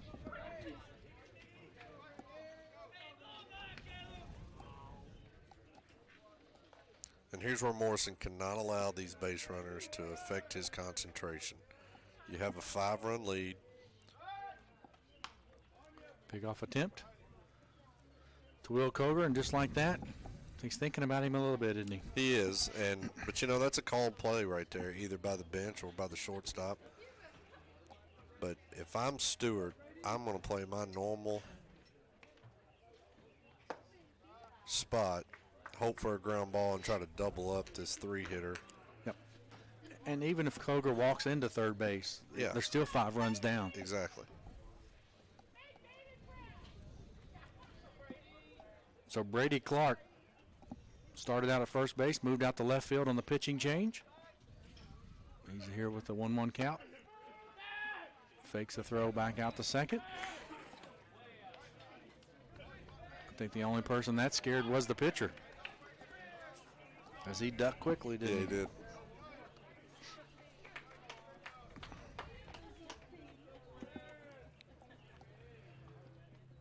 So the sophomore lefty ahead in the count 1 and 2. Koger had a good jump, pop up out at first base. Ben Lacey catches it, and Koger was 2 steps away from touching the bag at third. He put on the brakes quickly. Had to go all the way back. But that's why, as the pitcher right there, you're focused on the hitter. I mean, you know, you're playing for outs. You're 5 outs away now from winning this ball game. Shouldn't be worried about the guy on second base. So sorry for the scoreboard getting behind. It is the top of the 6th inning here. 1 out, 2 runners on. Koger down at second, Calvert over at first. There's a pickoff play. Benny and Bond. I think he just wanted to talk to Will Koger and ask him how it was to sign with the U of L. And I tell you, Coach Stratton's such a mild-mannered guy, but he's got to be over there thinking, just focus on the hitter right here. Quit throwing the ball to second base. Koger's off. Lions with the throw. I'll tell you what, that's a good stop there by Seth Benner. Koger with the stolen base. Jamarcus Calvert just to follow the lead. He'll scoot one down to second, so 2 runners in scoring position here, 1 out. Ahead in the count is Gray Clark.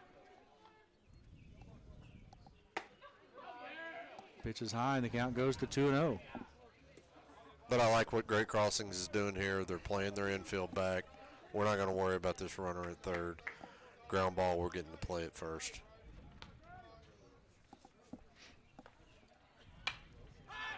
Foul ball back. Great Crossing with an 8-3 lead.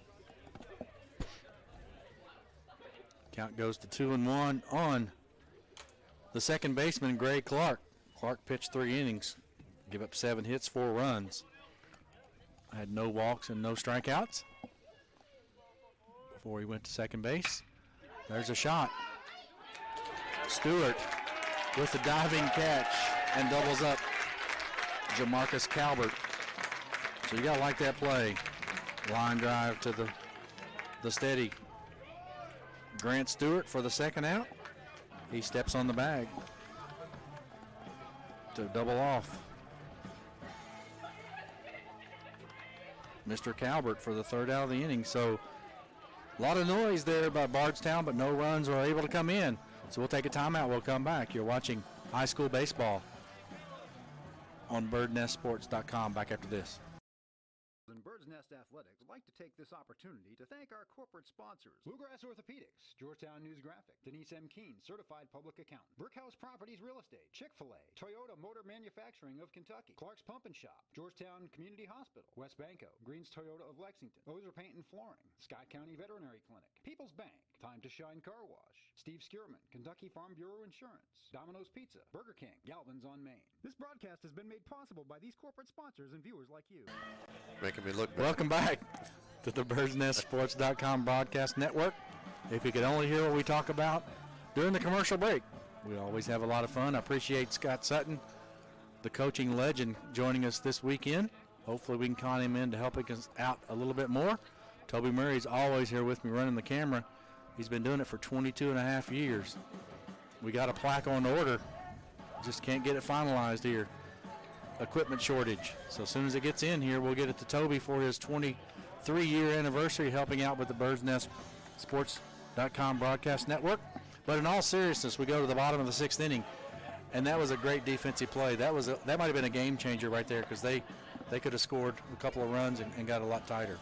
Yeah, you know, if that ball gets through, now it's 8-5 with a guy on first base. So terrific play by the shortstop. Leading off the bottom half of the So in the bottom of the 6th inning, the catcher, number 4, Zach Great Crossing Lyons, will on be deck. led off by the catcher, Zach Lyons. So they're at the top of the lineup. They scored 7 runs in the fifth, sent 7 batters to the plate, scored 4 runs in the bottom of the 5th inning, right after Bardstown to cut the lead to 1. Off-speed pitch, outside, ball 2.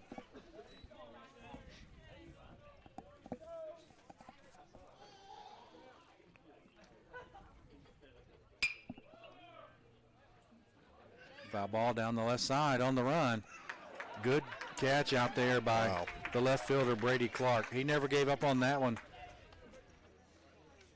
Realized he was getting ready to hit the warning track, braced himself, and caught it. Number 2, 2 steps into the fence. on deck, Benner. That's just a heck of a play right there. You know, when that ball was first hit, I clearly thought that's down line. It's going to be a foul ball, no worries. And I think Lyons was even shocked by it.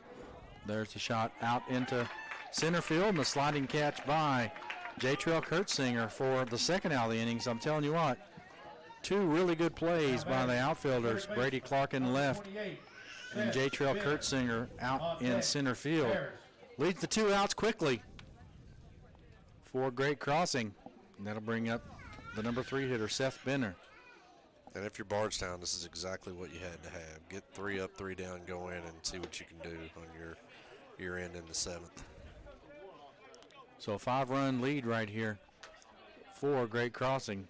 Interesting to see what they do with Mr. Benner. I would say give him a chance to swing. Inside, the count goes 2 balls, no strikes. Intentional sand right there. That may look inside to Benner, but he's crowding the plate so much. I really felt like it was a strike. There's the 2-0 pitch. It's high, and the count goes 3-0. Green light here. I would, yeah. You're up, 2 outs. You got a home run hitter at the plate. We'll see if he can get you a run with 1 swing of the bat. 4-pitch walk.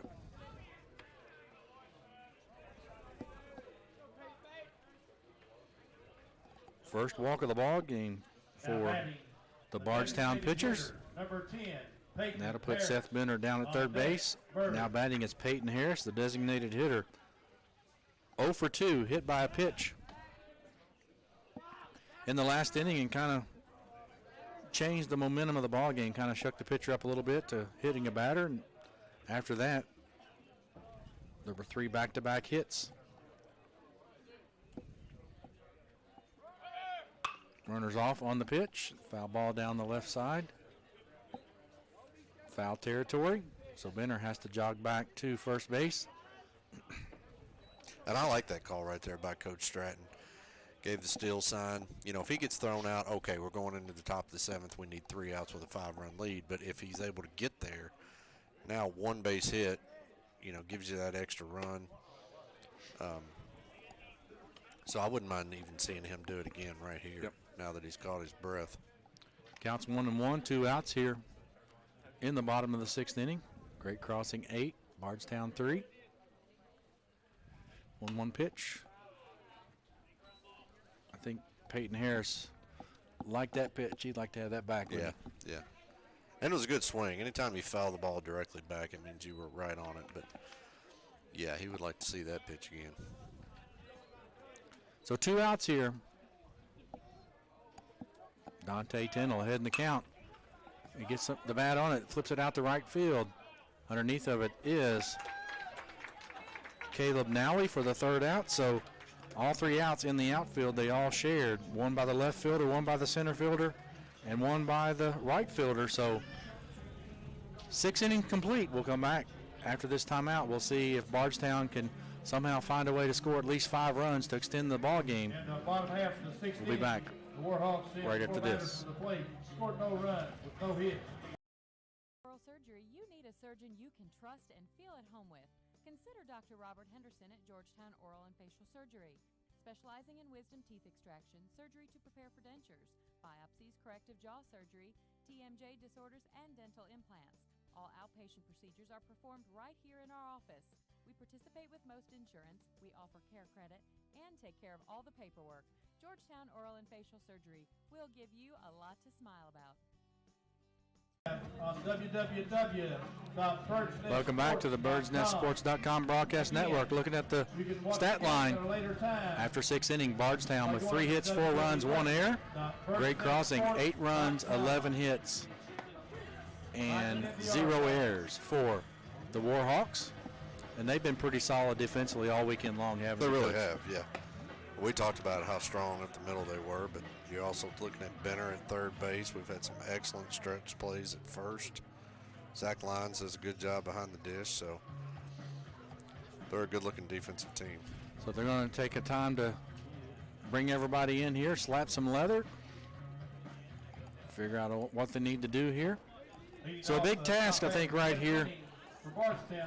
And hats off to Caleb Morrison. He came in with bases loaded. Got a couple of big strikeouts, had a flare hit. Yeah, and if he gave up 2 runs, but if he comes back right here and gets 3 outs, and that would just be a world of good for his confidence, for a young guy to come in that situation. I think you said this was only his 2nd appearance at varsity level, so good for him. So Bardstown will start with Dante Tennell, the pitcher. The first batter in the inning here. He's ahead in the count 2-0. Here's the 3rd pitch in this plate appearance for him, and it's also a ball. So, again, that's why coaches have gray hairs, isn't it? It really is. 5-run lead. You look up, and your first batter's, you're behind by a count of 3 balls and no strikes. He recoups, throws that one across the plate, strike one call. And Dante Tennell has to do whatever he can to get on base. And he does it the easy way with a free pass. That's the 11th walk in the ball game. I know that's not going to make pitching coach Austin Jarvis happy. Number 18, Caleb But Nally. I think he'll take the victory regardless. So a runner by the name of Graham Clark into the courtesy run for the pitcher, Dante Tennell. For the catcher, number 1, Caleb Nally now batting for the Tigers from Bardstown. He's 0 for 2 with a walk.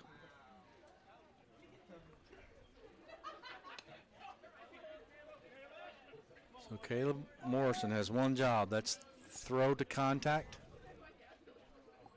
and let his defense continue to excel as they've done all weekend. First pitch, fouled straight back. That's what you got to do. You got to work ahead.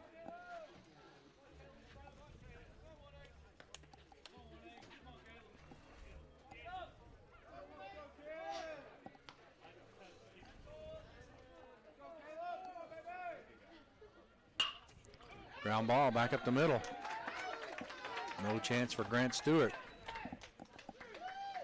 And boy, Bardstown's just not going away, are they, Mike? I mean, just every time you think they are, they got a couple of runners on, and even last inning they didn't score, but they had a couple guys on, making life difficult for Greg Carlson.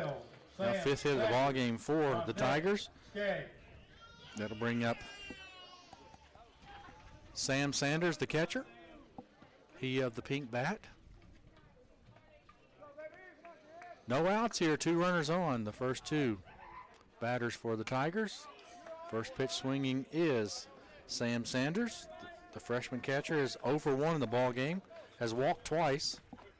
Correction, on deck, number 31, Pennell. And probably the biggest out of the ball game is he got Sam Sanders to strike out on a called third strike with the bases loaded just after he came into the ball game. Here's the 0-1 pitch. That's a nice looking breaking ball right there. It sure was. 0-2 is the count. Way ahead is the sophomore lefty Caleb Morrison. Now I'm going to make him chase a fastball away right here. With the movement that he gets coming from the left side, it tails away. I'm going to line up right on the outside part, make him chase a fastball that's tailing away from him.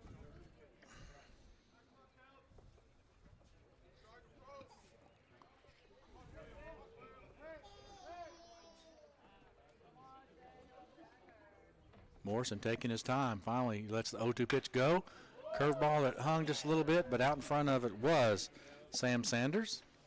And I don't want to jinx it here, but, you know, Coach, everybody wants to give the officials a hard time. We've seen nothing but good officiating all weekend long. It's been a great job. He got away with a curveball right there. I will be shocked if he comes back with another curveball. I would come with a fastball away. Let's see what he does.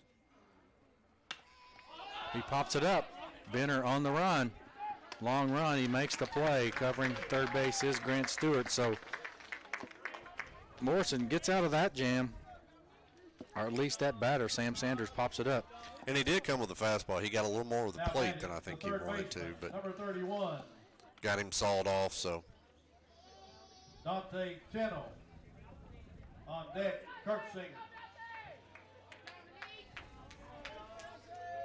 So Dominic Tennell, the first baseman, had the big two-out single, scored 2 runs when he came in to pitch hit for Bob Skaggs. We'll see what he can do right here. 2 runners on base. You've got Graham Clark out at second, Caleb Nally over at first. Here's the 1-0 pitch. Outside, ball 2.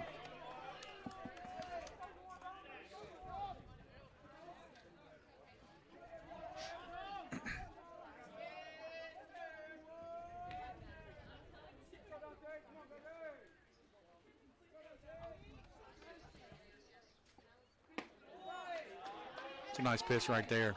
It was. I guess he thought it was low, but looked good from here. So the count goes 3-0 here. We're going to get some Grecian formula out for the head coach, Greg Stratton. His team has a 5-run lead, but Bardstown not going away quietly here in the 7th. That pitch was called strike one. Good job of Morrison answering that 3-0 count with a called strike. Here's the 3-1 pitch. Fly ball out to right field. Underneath of it is the right fielder for Great Crossing, Drake Bird. The runners don't advance, and 2 outs. 1 more to go, and Great Crossing will the center fielder, complete the sweep. Kurt Singer. They defeated Greene County by a score of 5-4 Friday night. They came back this morning, had a great game, went 9 innings as they defeated Williamstown by a score of 7-6. 2 outs here, 2 runners on. First pitch outside to the number 9 hitter, J. Trail Kurt Singer, the center fielder. He's 0 for 2 in the ball game with a walk. 2 strikeouts.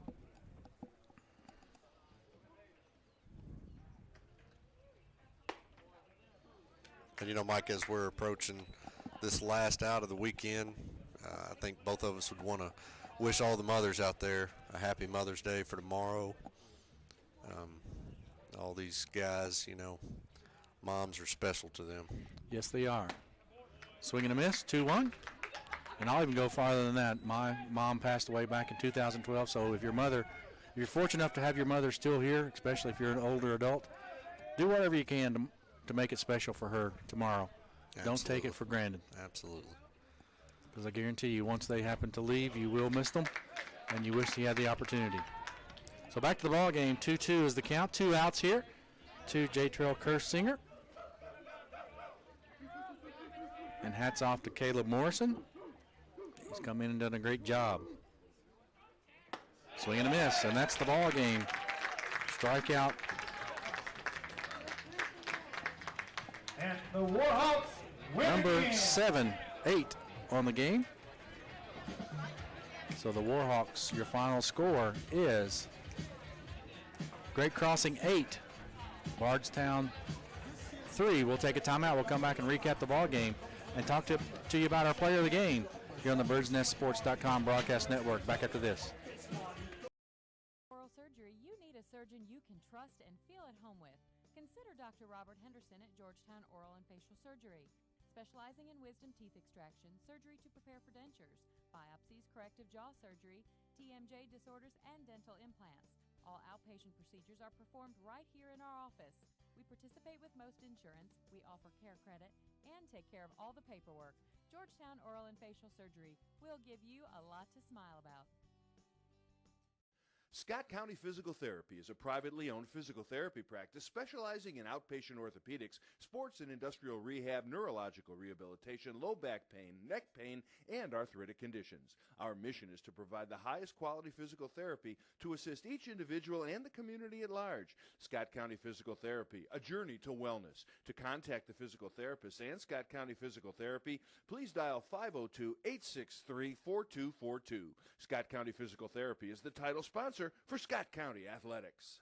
Scott County Schools and Bird's Nest Athletics would like to take this opportunity to thank our corporate sponsors: Bluegrass Orthopedics, Georgetown News Graphic, Denise M. Keene, Certified Public Accountant, Brickhouse Properties Real Estate, Chick-fil-A, Toyota Motor Manufacturing of Kentucky, Clark's Pump and Shop, Georgetown Community Hospital, West Banco, Green's Toyota of Lexington, Ozer Paint and Flooring, Scott County Veterinary Clinic, People's Bank, Time to Shine Car Wash, Steve Skierman, Kentucky Farm Bureau Insurance, Domino's Pizza, Burger King, Galvin's on Main. This broadcast has been made possible by these corporate sponsors and viewers like you. At Bluegrass Orthopedics, we are constantly striving to be on the cutting edge of practice and technology. This is why we're the first in the area to acquire the Stryker Mako robot to assist our physicians in knee surgeries. The Stryker Mako robot is the pioneer of robotics in orthopedic surgery and has the industry-leading experience in orthopedic robotics. This allows our doctors to be more precise and allows you to recover faster and with less pain. Bluegrass Orthopedics and Bluegrass Specialty Surgical Center, serving athletes of all ages. What's up, buddy? Welcome back to the BirdsNestSports.com broadcast network and your final recap Great Crossing with the victory here, 8-3 over Bardstown. Bardstown had 3 runs on 5 hits, 1 error. Great Crossing, another error-free game as they have 8 runs on 11 hits. Your final recap is brought to you by Scott County Physical Therapy and Dr. Rob Henderson and Georgetown Oral and Facial Surgery. Coach, final thoughts on the ball game from you? Well, I just felt like, Great Crossings, they'd get that lead, and then Bardstown would come back. Then Great Crossing would come back, get a few more runs. They just kept doing what they had to do, When they gave up that first lead and it was cut down to 4-3, I thought, hard to concentrate for this many innings in a short amount of time. But then they came back the very next at-bat, put on another 4. Kudos to the young Morrison kid for coming in and getting them out of that. For a young pitcher, this is something he's going to remember. He can build on it, and I'm sure he's going to be getting more innings as certainly maybe this year, but definitely for next year and his senior year. So I thought they just did a great job all weekend long. Yeah, and again, I'm glad you mentioned Caleb Morrison. He came in, hadn't pitched quite a bit at the varsity level, or not much at the varsity level, better to say. He came in with the bases loaded, got a big strikeout to Sam Sanders there with the bases loaded to get the second out of the inning. He gave up the good hit to Dominique Tennell, but he came back to strike out the next batter, and that pretty much allowed him to right the ship, and after that he set him down scoreless in the 6th and 7th inning. So your winning pitcher is Micah Mullins. Mullins pitched 4 in the 3rd innings, gave up 2 hits, 3 runs, all of those were earned, 9 walks, 5 strikeouts. Your losing pitcher is going to be Gray Clark. He pitched 3 innings, gave up 7 hits, 4 runs, all of those were earned, no walks, no strikeouts. And the save goes to the sophomore, Caleb Morrison, a big opportunity for him to feel success at the varsity level, and it'll be interesting to see how he responds. His confidence has to be a lot higher than what's coming in. Yeah, there's no doubt. He's going to go home and celebrate this. And, him and Micah, that's 2 young guys. Micah's got some innings in this year, but that's 2 live arms that Coach Stratton's going to be able to – he's going to be pretty happy with those 2 guys in the future. Yeah, and now it's time for our Player of the Game. Tonight's Player of the Game is sponsored by Time to Shine Car Wash, and the winner of the Player of the Game award is Aiden Foster, the center fielder. Was 2 for 3 officially, but his only out was the 3rd baseman, and that was a great play by Koger to get him out. But he had a single in the 2nd and scored. He also had the big triple that scored 2 runs, and he was able to reach on the throwing error of the hustle play as he was going into 3rd. Jamarcus Calvert tried to throw him out of 3rd and threw it out of play. So our Player of the Game, again sponsored by Time to Shine Car Wash, is the senior center fielder, Aiden Foster. So congrats to him. We're going to sign off here, go down and present him with his award, and you can check that on the Facebook. So again, from our broadcast partner, Scotty Ball Diamond Sutton, I'm Mike Ritchie. Hats off to Toby Murray. Great job with the camera. We really appreciate you watching us here on the BirdsNestSports.com broadcast network. Until we meet again, have a good evening.